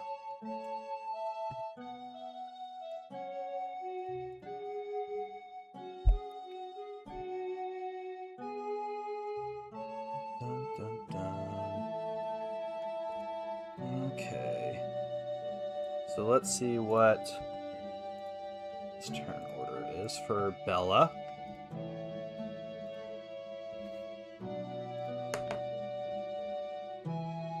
Dang! It's only a 4. So she rolls a 4. Oh, I gotta add the turn. Duh. So she's got a 4. Next is gonna be Teth, which will add a turn order for him, and we will do initiative. Oh, 13. Okay. 13 for Teth. And then we will do 1 for Red.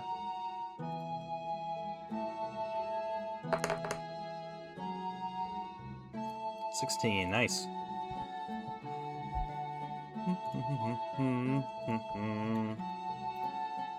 Alright, and then we'll do... So we're going to do the Bugbear and 2 goblins on the left together. And then we'll do the 2 goblins on the right together. So let me do that. I gotta do that on the GM side.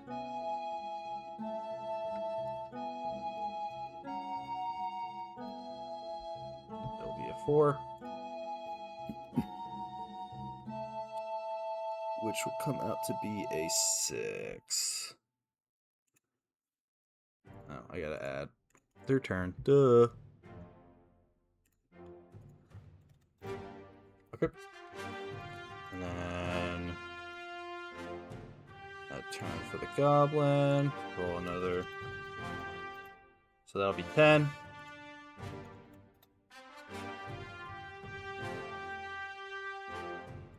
So this is what we're dealing with here. So we got the Bugbear and his 2 goblins rolled a 4.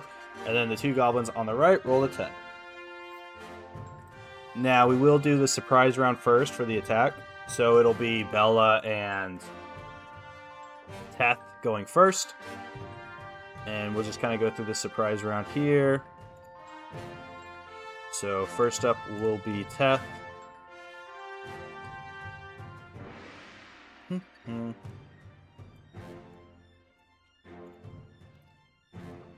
Okay, so let's see. So he's got his actions, he's got his cunning actions. But he really doesn't have much else. Oh, I did add it. His Wand of Magic Missiles. So there's actually a Wand of Magic Missiles that Teth has. It only has 1 charge. This is from a last session that he did. He also has a Potion of Healing.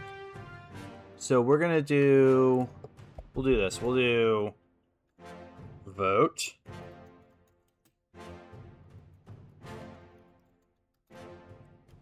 One will be... Attack. 2 will be... Cunning action. Oh, and 3 will be... Magic item. Or we'll do just magic wand. What is it? What was it called? Wand of Magic Missiles.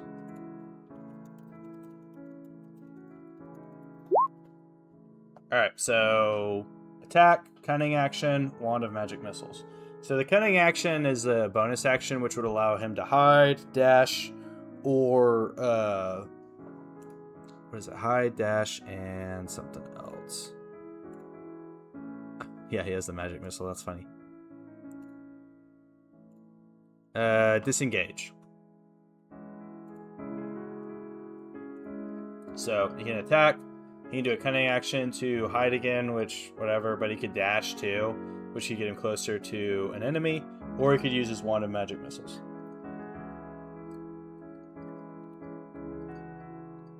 Okay, so he's going to attack. Where he's at right now, he could attack the big guy, but he knows he wouldn't be able to take him down. He does know, however, that he would be able to potentially take down a goblin. So he's going to shoot at this goblin boy here with his crossbow from stealth. That's a 17, which will hit. Goblin's AC isn't too high. surprisingly high, though. It's surprisingly high for... Some of these goblins have scimitars and shields. Some of them have short bows. Buddy over here that... This guy that Teth shoots at is... He's got a shield and a scimitar, and the 17 does hit, so we will do that damage, which will be 1d8, and so that's an 8 plus his sneak attack damage because he's hidden, 3.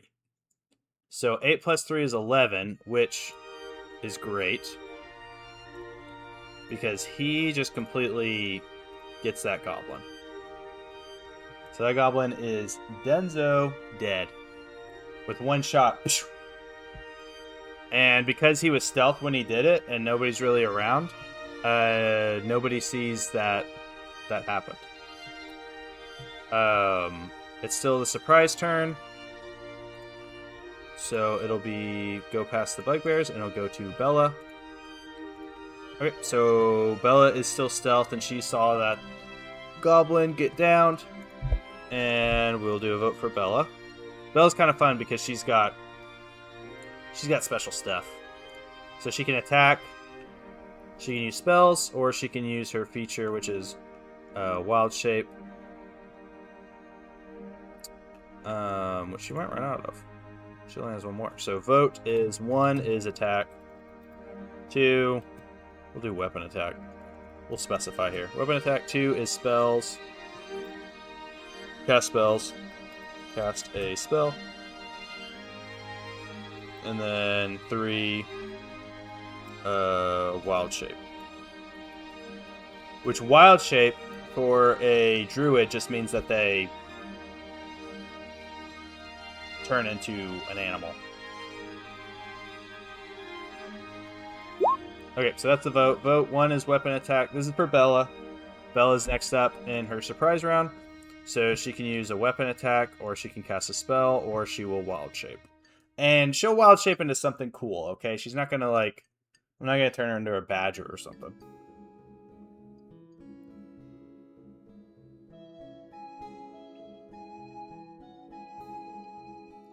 What does she have access to as Wild Shape? Let's see.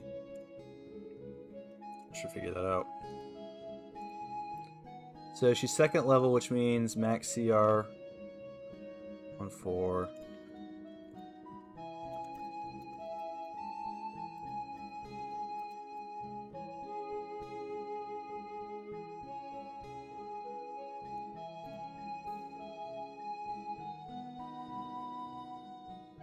Okay, so 3, we got a Wild Shape. Alright. 2 Wild Shapes.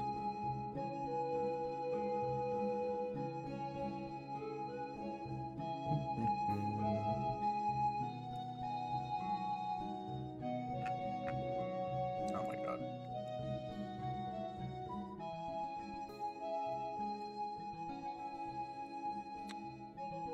Alright.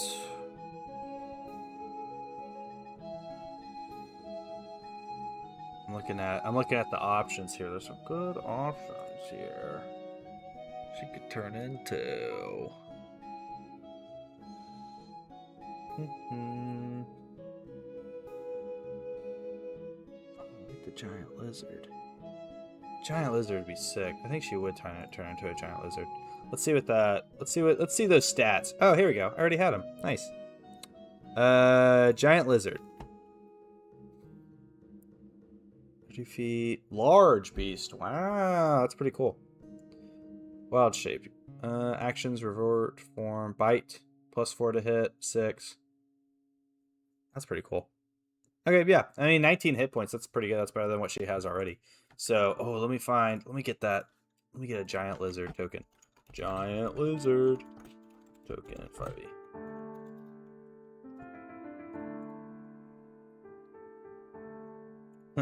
Looks so goofy already.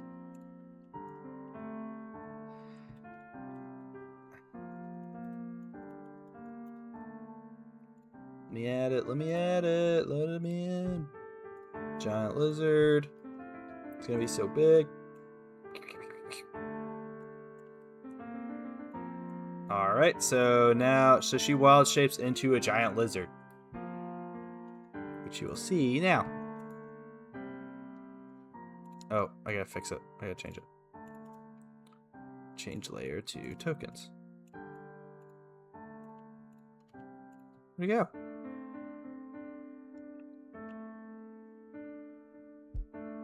What? Why isn't it showing? That's crazy. It won't show the giant lizard. It's controlled by... Maybe now it'll show? Let's see. Let's see if it pops up here after I did that.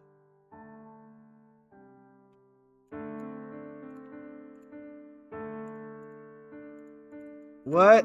It's invisible? Why is it invisible? That's crazy. Okay, I'm gonna try something. Hopefully this works. I'm gonna refresh the page. Let's see if the refresh works.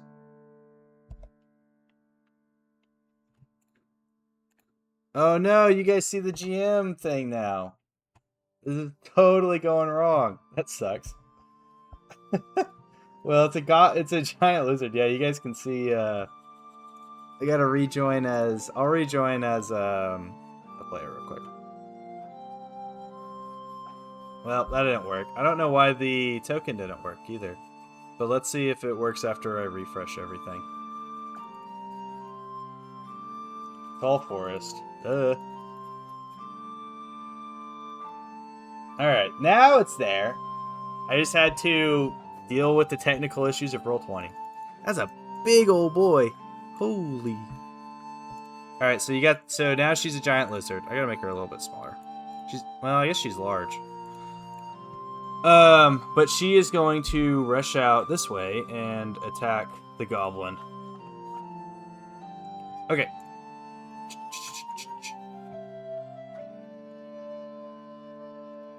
So, as a giant lizard, so that's a +4 to hit.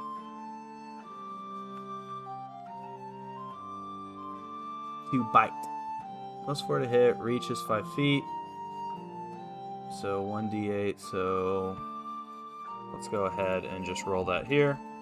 Oh wait, no, I can do it on our sheet. Duh.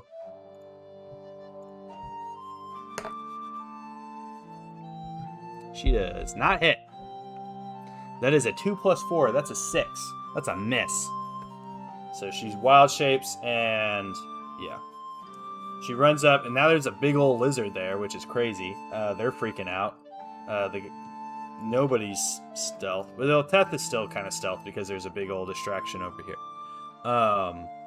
But she runs up and attacks, misses, and that's it for them. So it'll go back to the top of the order, which is Red running in. So Red runs in and runs up to this goblin, and he's going to attack with his... Oh, well, actually, I gotta give you guys that option, don't I? The doy. Alright, vote. 1. Attack. Yeah, let me take him back. What are we doing here? 2 spells, because he is a paladin. He does have spells. 3... I just don't know if he has any features that you guys can really use.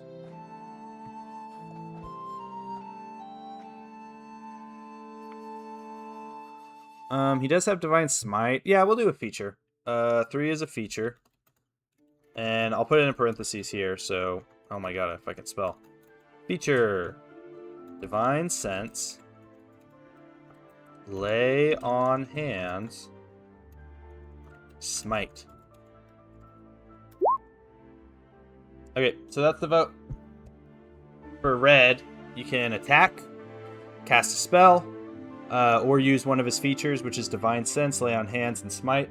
Just real quick, Divine Sense is just for sensing like undead and demons and devils. Lay on Hands is for healing, and then Smite is for attacking and doing damage after you attack. So like I said, that's the vote. 1 is a run in and attack, 2 is to cast a spell, 3 is to use one of his features.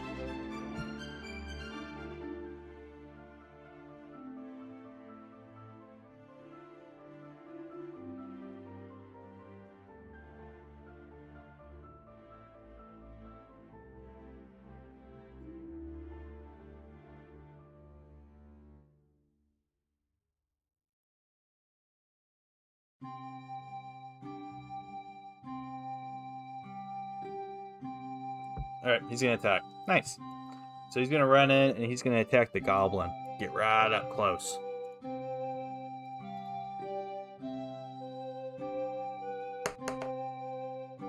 Oh, no. 8. That'll be a miss. He also only has one attack. So he runs in and attacks the goblin, and it's a bad roll, so he misses. And next up is going to be Teth. Okay.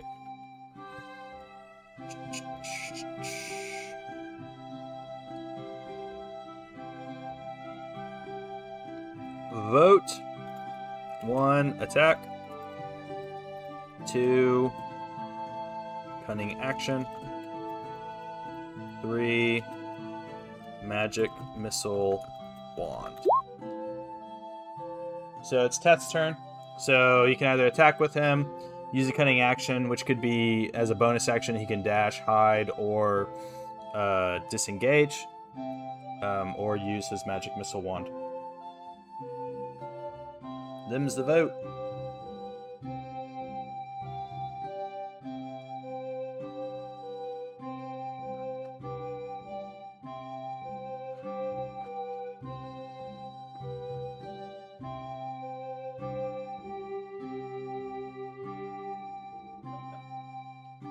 Alright, we got an attack. So he's going to stealthily attack. He doesn't have a good read on this goblin here, because he can't really see him, but he can see these two. And so he's going to go ahead and attack the one with red, because there seems to be a big ol' issue over here with the giant lizard, so he's not going to worry about that, and he's going to attack the one that red is attacking. Oh, I forgot to mention. Duh! Once again, another duh moment. He has advantage, because he is hot, he's hidden, and he's stealthed. Best to save the best for the hag, because ain't no way she's getting the ring in our bag. Ah, there you go. I like that. I agree. Okay, so he actually has advantage on his attack because he's attacking from stealth. So you got 2 rolls on his shot with the light crossbow. So the first one is, almost a nat 20, but that's a 13. And then he's going to be able to shoot again because he's stealthed. There you go. That's what you needed. A 22. So he's shooting at this old goblin here with a 22, and then he's going to do 1d8 plus 3 and a more sneak attack. I didn't really talk about sneak attack last time. So 3 plus, let's see, 1 plus 3 is 4, plus 3 is 7. So rogues get sneak attack damage when they attack, if they attack with advantage, or if they attack somebody who is being attacked by another player character. It's like red. So red's attacking them, which would give them sneak attack because they're within 5 feet, but also because Teth is attacking with advantage, he gets sneak attack anyways. So he would have sneak attack on that attack, which is 7 damage. Let's see if that is enough to kill the goblin. And guess what? Good news.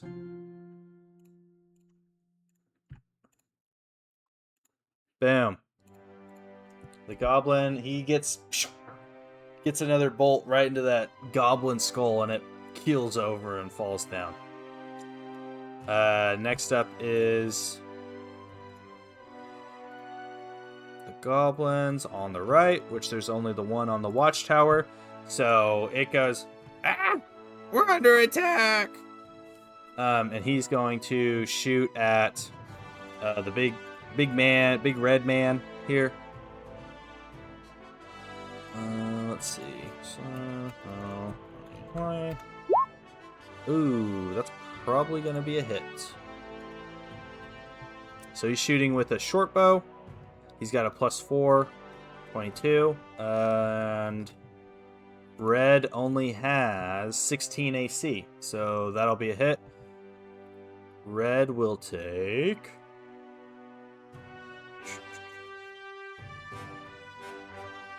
1d6 plus 2. Okay. Flash roll 1d6 plus 2. He takes 8 damage. Dang!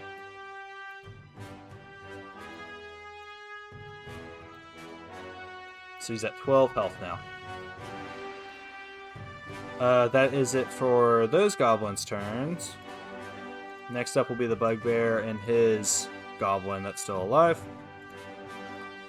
So he's going to see this big old lizard, and he's going to go and attack it and go, "Ah, get out of here!"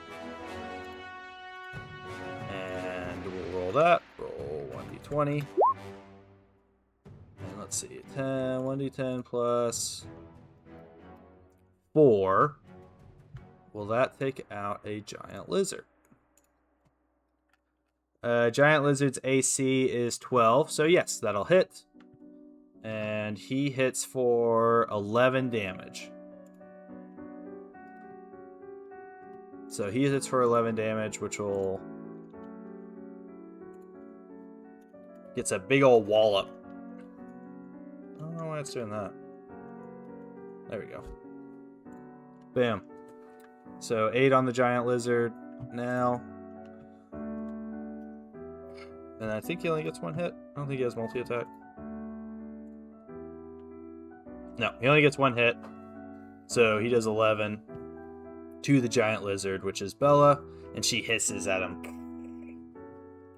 The other goblin that is by the giant lizard will also attack it. That is an 8. And so that'll be an 8 plus 4. And I just said what her AC was, so that's a 12. Does a 12 beat? It does. It matches it, so which means that it's still a hit. And that'll be 1d6 plus 2. Slash roll 1d6. Ooh. Plus 2. It's only 3 damage on that attack. So... Boom. She's still got 5 up. But the bugbear comes over and just wallops that lizard. And then the goblin that was getting attacked by it stabs at it. But it is now Bella's turn. Okay, so Bella's up. She's going to go ahead and attack, which is a plus 4 to hit.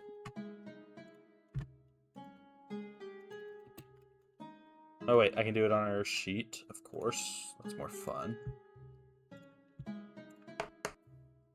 Hoo-hoo, 17, nice. So 17, and it is a 1d8 plus 2 piercing damage.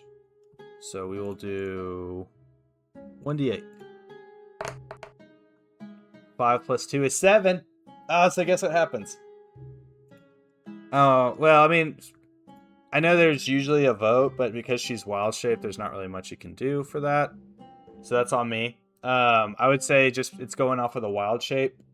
And for the lizard, there's only bite. There's only bite, or you can get out of wild shape. And I feel like it would just go for a bite anyways. So, but I will keep that in mind. Even in wild shape, there could be a vote for her actions too. But she's going to go ahead and attack the goblin, and that will be 7 damage. And she actually, like, claps down on the freaking goblin's head and shakes it around and then tosses it. And he goes limp from the bite because she did 7 damage, and that's all they can take. Boom. Another goblin down. Back to the top of the round, which is red. Alright. And we're going to do another vote here. So vote 1 is attack for red. This is for red. It's his turn. 2 is spell. Cast a spell. 3 is use a feature.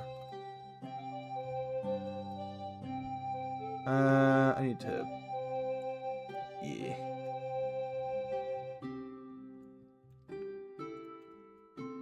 There we go. Bam. This is for red. And I can put the... in the chat. Or in the votes. I can put, like, red's actions.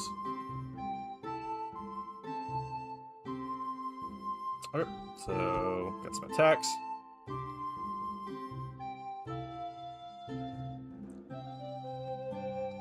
So he's going to go up and he's going to attack the bugbear.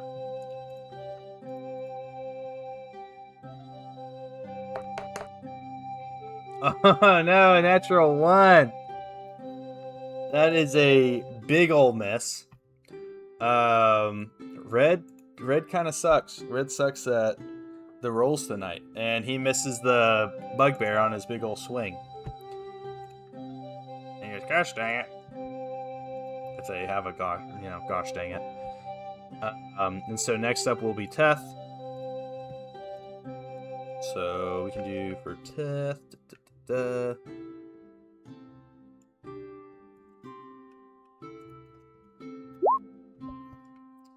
Oh, Oat.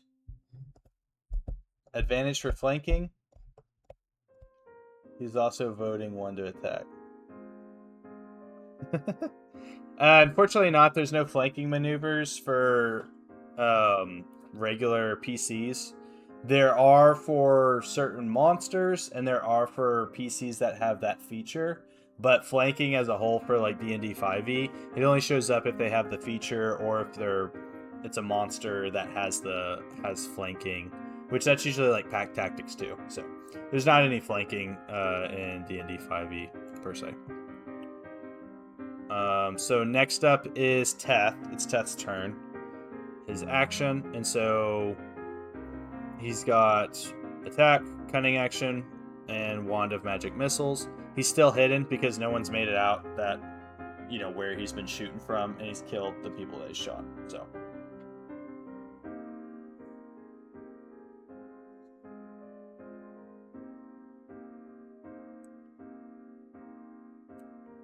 people, goblins, monsters.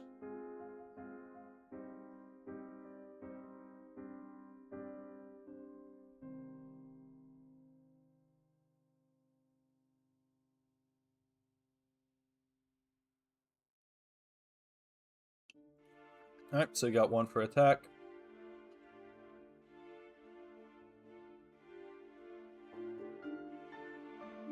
We'll give it a second.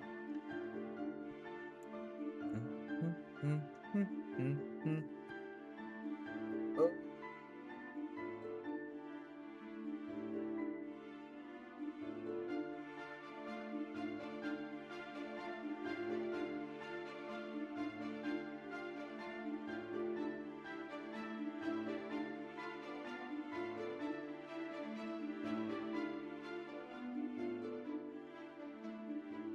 Yeah, I'll have to put a time limit on these votes too, alright? PlayStation's not voting. Oh, he came in with the attack. Maybe it'll be, yeah. Maybe it'll be like a minute or something. We'll see, but... Okay, so we got 2 attacks. And he will use his crossbow once again, because he's been having such good luck. Now let's see. I think he's going to pull back, and he's going to try and get the goblin who was up here, especially after seeing him shoot. So I think he's going to move, and he's going to attack this goblin. He has advantage because he's stealth, and the goblin doesn't really know he's there. Alright, so we got a 15. There we go, and a 24. And so he'll get to do the damage from his light crossbow and his sneak attack. Bam, once again. Auto mod held a reason. Oh, I got an auto mod. What? Held a message for a reason. Boost viewer. Okay, cool. Thanks, auto mod. Yeah, I don't want to add that in. What's a beta? They're finally doing something new. Some person was trying to hop in here and be like, or bot. Some bot was trying to hop in here and be like, boost viewers on the stream. Yeah. I click on that and then I get, I don't know, a virus. I'm not doing that. Okay. So he hits, and guess what? He does what he does best. He kills goblins. So that goblin is Denzo.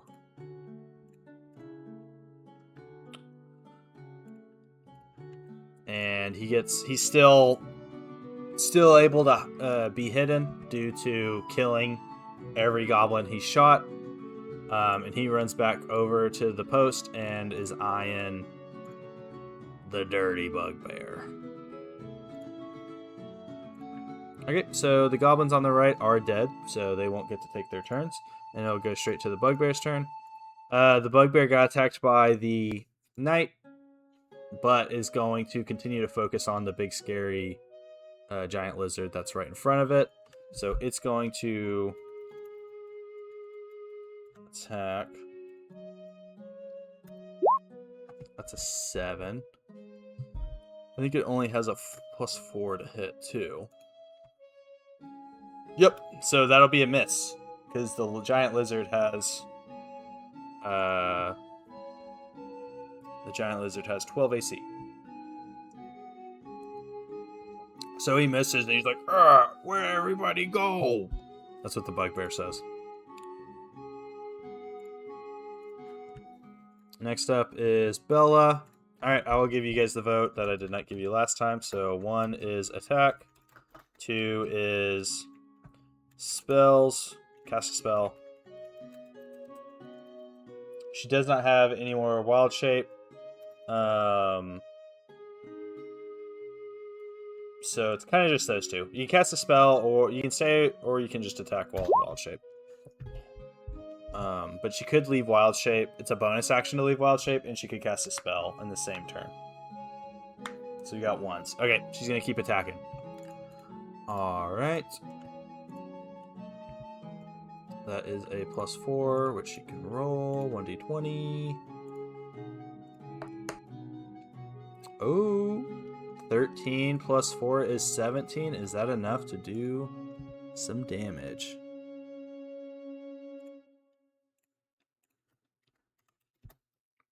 I think so. Yep, its AC is 16. So Bella attacks. She goes with her big tongue, but then she bites out at the bugbear and I don't know how lizards sound. I don't know how lizards sound when they attack something. They don't really make noises. They're actually kind of quiet. But it just bites out at the bugbear and does how much damage? What is that? Let's do the 1d8 + 2. Let's roll. You gotta roll for it. Rolling's half the fun here. Alright, 2 + 4. So she does 4 damage. So she bites at the bugbear, who's much bigger than the goblin. And kind of gets like his thigh. And like grabs at it, tries to pull, doesn't get anywhere. So she's all done. But she did 4 damage to the bugbear. Alright, next up is going to be top of the round. Once again, get that vote going. You guys know what I'm about to post here. Attack, spell, feature. What do we got? What do we got for red? Is he casting a spell? Is he going to continue to attack?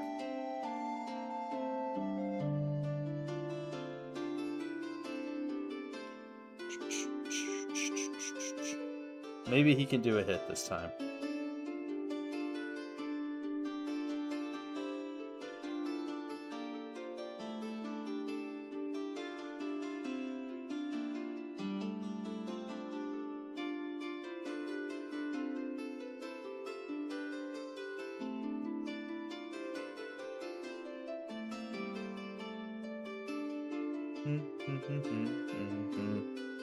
We'll give it a little bit more time, and then we're just going to go with the one. Oh, wait. No, that was already a vote. Okay, cool. There we go. Dull. Alright, so he's going to attack.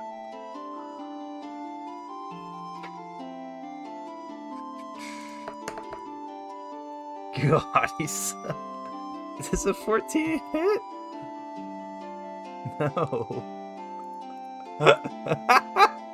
Red sucks. Red sucks at attacking. He's got a +5 to hit, which is pretty good for level 2. He can't hit. The bugbear's got 16 AC. Just miss. Only to whiff when the timer's right. Ain't that the truth?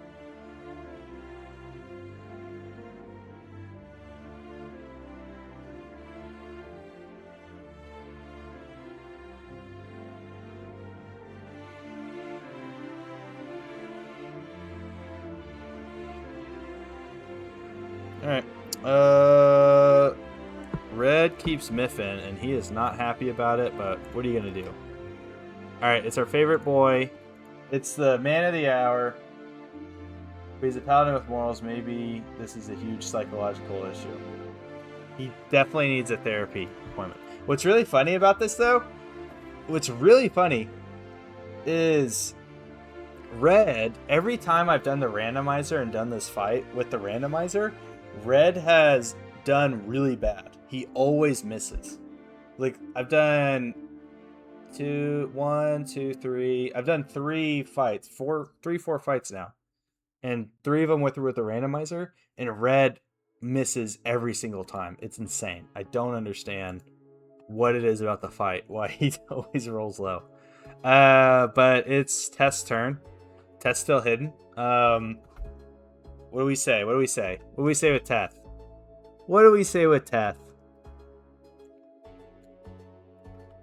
Let me post it. I'm going to post it just to post it. Let me get the vote going just to get the vote going. But what do we say with Teth?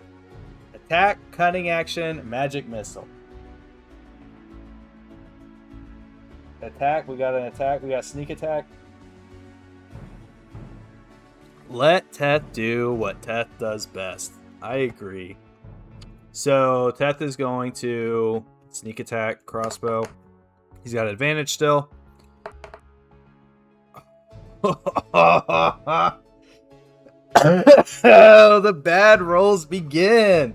Teth whiffs the shot, and he's shooting at the bugbear. And because he's shooting at the bugbear, and the bugbear now will know that Teth is shooting at him, he is no longer stealthed.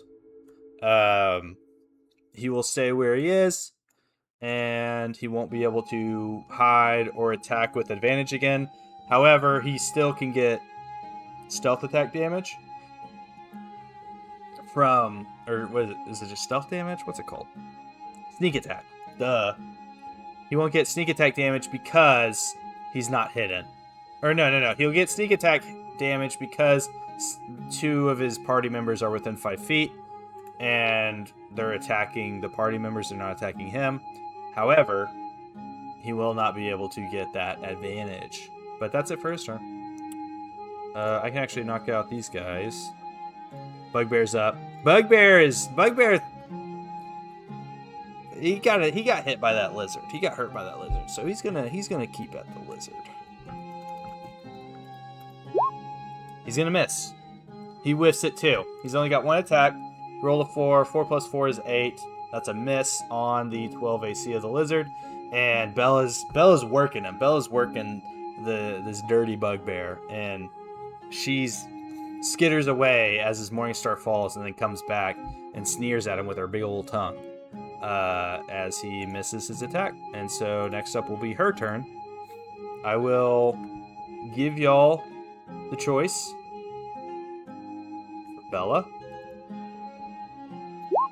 she can attack, or she can cast a spell. Or what was it? I think it was just those 2. Because whichever one she does, it would break her. Yeah, I already told you. It was a bonus action. Okay, so she's going to attack. We got some ones. We got some ones in the chat. This is what I do. Oh, no crit, but that's a 19. 19 plus 4, that's a 23. That'll hit. And 1d8 plus 2. 4 damage again. Bella's the only one hidden, but it's so low. Come on, Bella. Come on. But she bites at his other thigh this time and tries. It's kind of like that raptor noise from, what's it called? From Jurassic Park. Except it's not doing that much damage. He's still Still taking the damage, still hurting. But so far, nothing is... he's still looking strong. Alright, next up is our boy. Red, the Great and Powerful. You know what I'm about to post. Everybody loves it. 1. Alright, Red's up. It's his turn. Attack, spells, feature, attack. Okay. Throw the ones in there. He's going to Great Sword. You know, what is it? 3rd time's the charm? 4th time? 5th time? Okay, 17. He hits. Let's go. Okay, so I'll do a little vote here. A little extra vote. So 1 is to smite, 2 is no smite. If he smites, smite does extra damage. I'll show you real quick what it does. So if he smites, he will do 2d8, and he'll use his spell slot though. But because he hit, he can smite and do an additional 2d8 damage on this, on top of the 2d6 that he has. But I will leave that up to the chat. 1 is to smite, 2 is not to smite. And save your spell slot. That's the vote for red. We'll go back to it. The vote for red is 1 is to smite, 2 is no smite.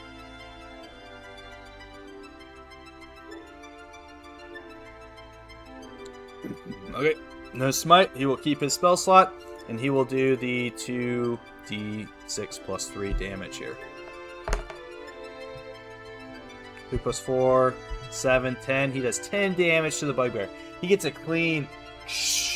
You have 2 spell slots for the paladin.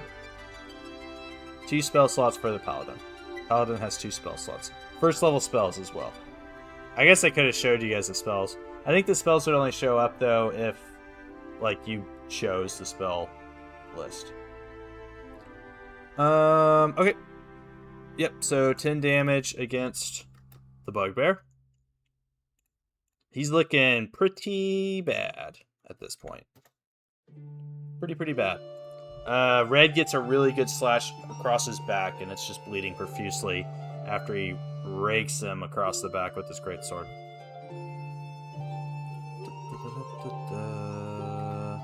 Next up is Teth. Teth does what Teth does best, but that is up to y'all. I think I already have this one. Where's it at? Where's that? Had the oat. Got a vote.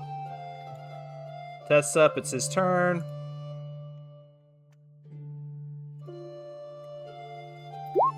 Teth can 1 attack, 2 cunning action, 3 wand of magic missiles. Okay.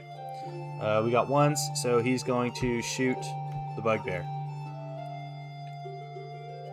He does not have advantage this time around, but he still has sneak attack. Oh, is that an 18? No, it's a 5. That's a 10. That is a miss. He shoots, and the crossbow goes wide, and it does not hit the bugbear. Next up is going to be the bugbear's turn. He just got raked across the back. He's going to turn around, and he's going to attack red. 12 plus 4 is 16. 16 is just what was needed.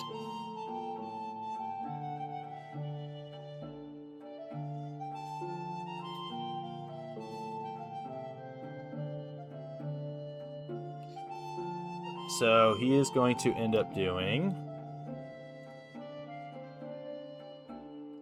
Oh, he does 11 damage to red. Oh no! Red is at 1 HP. This also always happens. This continues to happen to red. Red's at 1 HP right now. Woo, he's hurting. So he takes a big old wallop right in the chest by that Morning Star as the bugbear roars, and turns around and just bang, gets Red right in the chest. And he is looking rough. He's still up. He's still up. He's not down. He's still up. But he only has 1 HP right now after that. So that's the bugbear. Bugbear's down. Oh, Bugbear's turn is down. Bugbear's still up. Yeah, everything's fine. This is fine. Bella is up. I will once again give you Bella's options.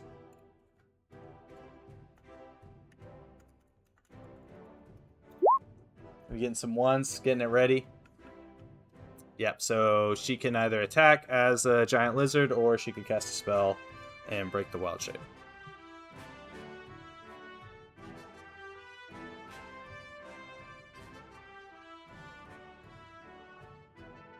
Alright.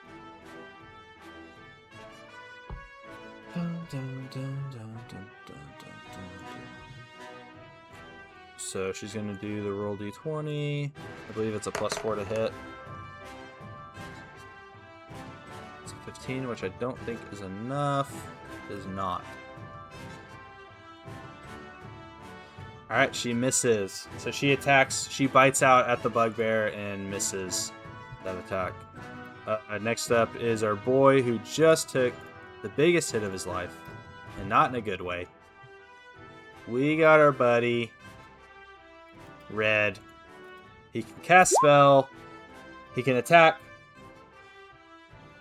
or he can do Lay on Hands, Divine Sense, or Smite. Divine Sense is just for finding out if something is an undead or a devil. Lay on Hands is for healing, and then Smite is basically just an attack, but you would use the Smite feature whenever you hit. So we got 1 for attack. 1 for attack.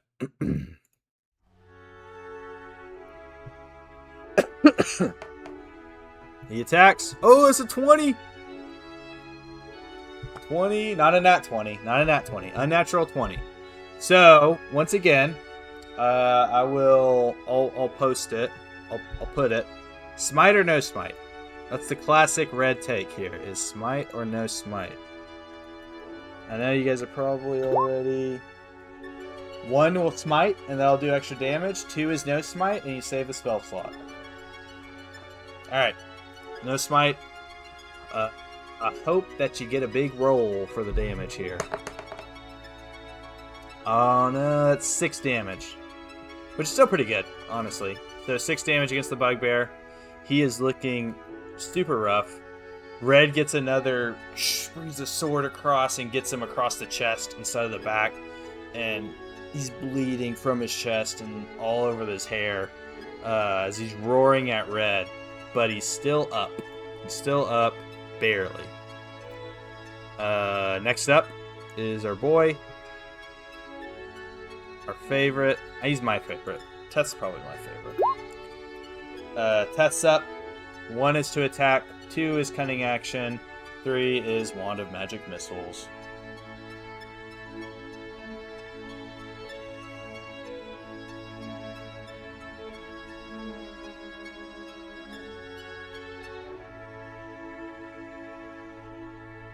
An attack. Alright. He's gonna shoot. Teth will shoot. Hey! And he still gets that sneak attack. Oh yeah. Teth takes him out. Because he's been doing that with everybody else. Even though Bello was working him down, even though Red got some real big hits, Teth's the one who comes in and gets the kill. So Teth, with his light crossbow, he gets 1 good shot on the big old bugbear who was moving and shaking. That's why he wasn't able to hit him. And he shoots, and the bolt of his crossbow goes straight into the back of the bugbear's head and knocks him to the side, and he falls to the ground. And all of the goblins and the bugbears are dead. And that's the end of the fight. You guys completed the Goblin Camp puzzle.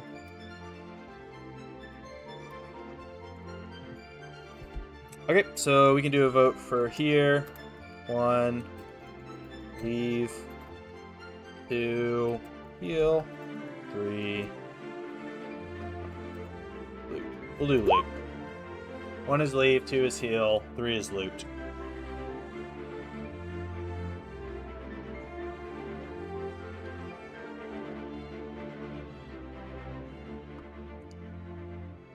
Give me the loot.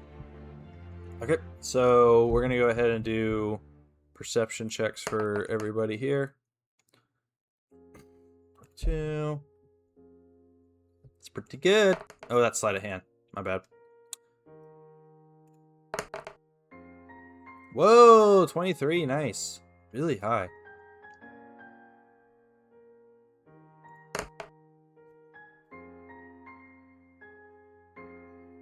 And 11.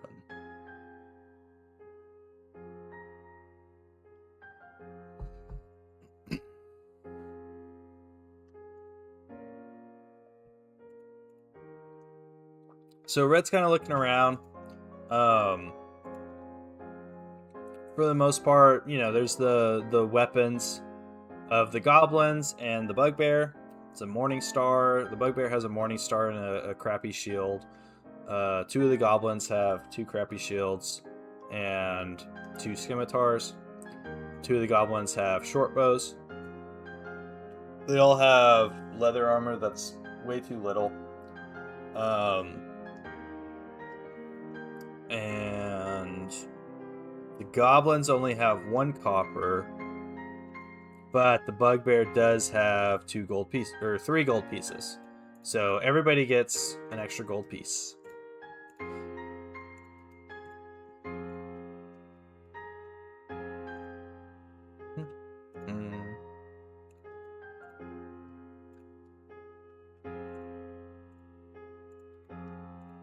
And then, while looking around, Teth is able to find another potion of healing, which he keeps for himself.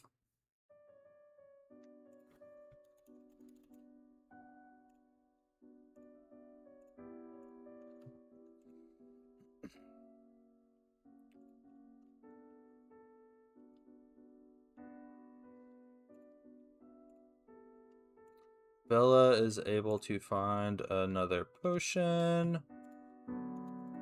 in the camp.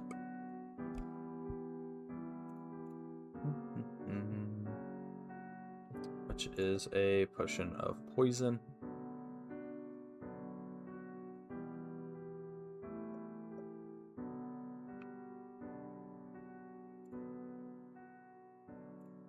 So she now has a potion of poison.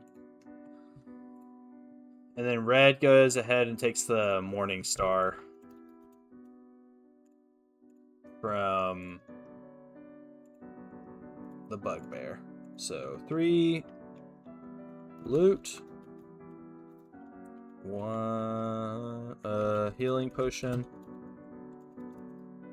This isn't a vote. This is just letting you know what you got. And then potion of poison, which you should not drink. And then a Morning Star. And then 3 gold pieces.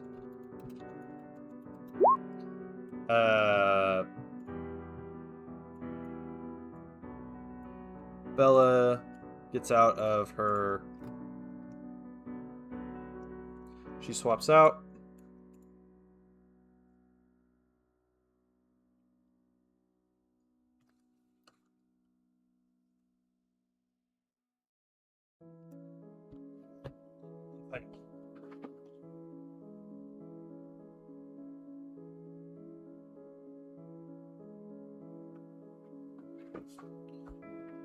Alright.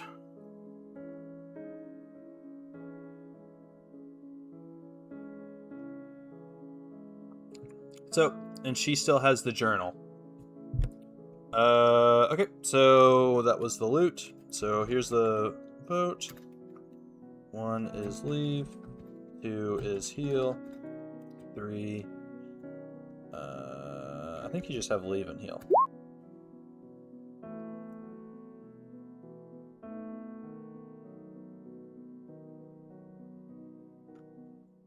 So Bella's at full health because her wild shape took a lot of that, took a lot of the beating. And then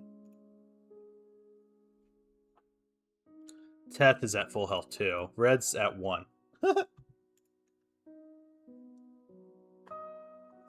So you got leave or heal.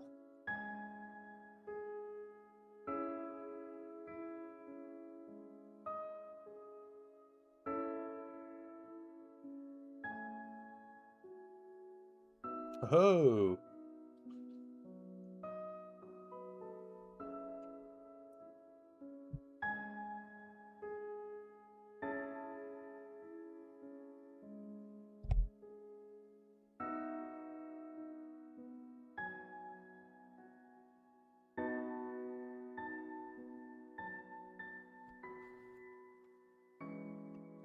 I'm in no rush to heal him. There you go. Everybody leaves.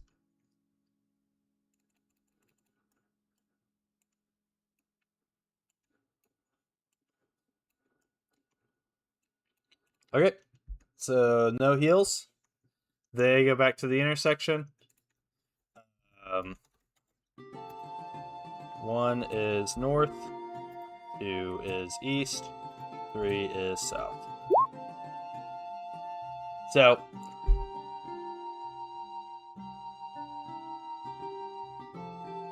pay station's bowing out on the big win.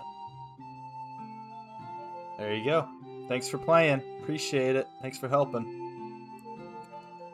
But you have north towards the bridge, 2 is east back to the hermit, and then 3 is south.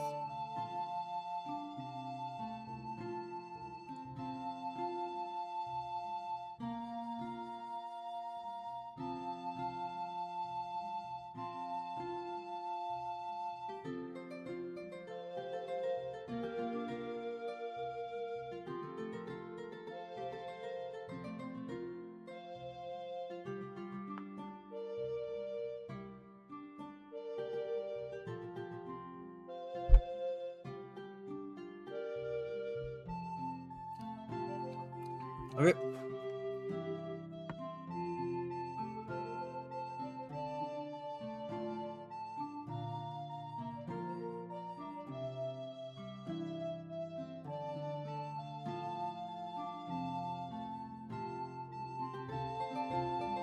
Alright, so they go back to the hermit. At this point, the quest kind of takes over, and Bella hands him the journal, and she goes, "I believe this was yours." And he goes, "Ah, yeah, that's exactly what I was looking for. I hope those goblins weren't too much trouble." And he will give her 50 gold pieces.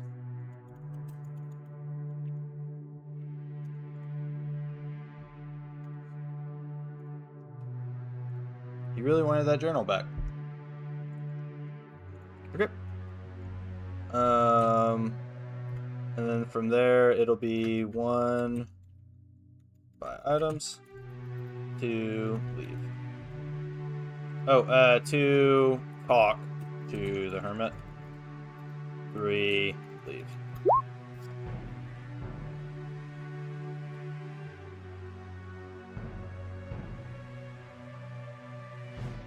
Okay.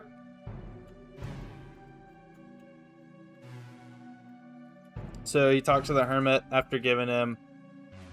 Oh, wow. Teth walks up. He's like, did you say something about other items of yours that you need to find? Yeah, I guess I did. And he was looking through his journal. He goes, if you go past the bridge, there's nothing else here that I have hidden. But if you go past the bridge and onwards, there's a special weapon that I had hidden up there, and I think it'll do you well. Red goes, special weapon, yeah. I think we could use that. Yeah, for sure. And so that's all for talking.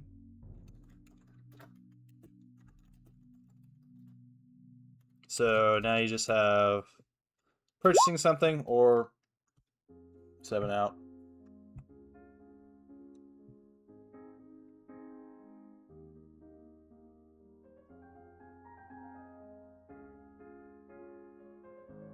Okay, so they go back to the intersection here.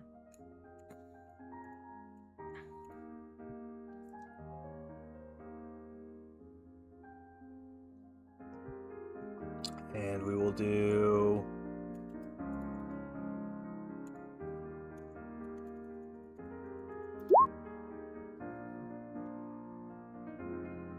north, east, or south.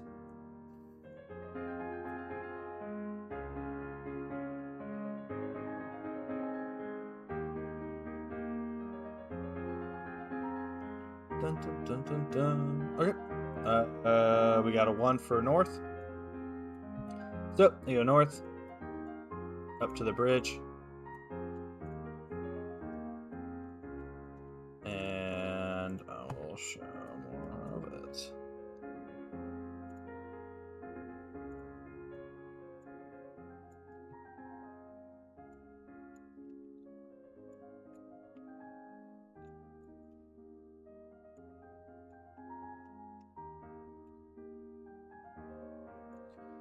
Okay, so they come to the bridge, and like I described earlier, there's a river and a ridge line, and it goes down like 5 feet, and then the river kind of goes into the forest and into this like small craggly cave to the left. Not really even a cave. It just seems like it's just where the river's going further into the forest, and it'd be way too small for any of the adventurers to get through.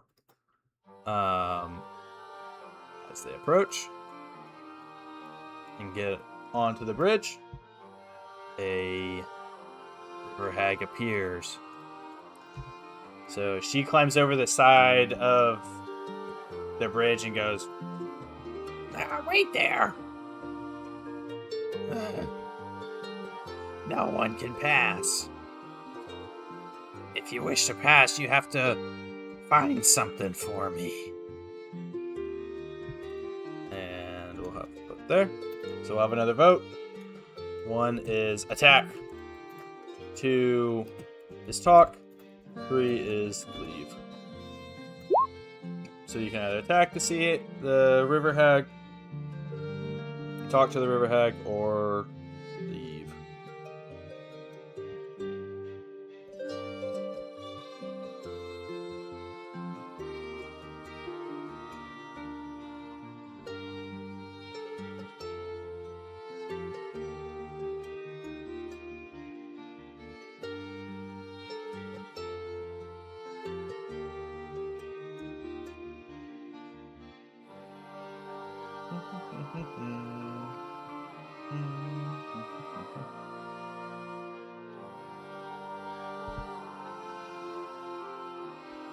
Um, 3 is going back to the intersection.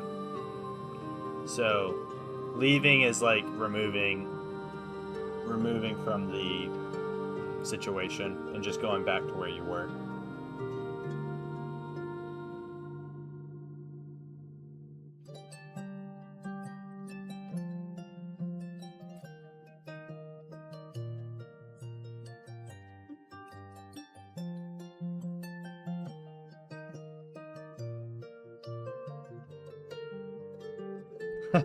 Attack. All right. So the river hag comes over the bridge,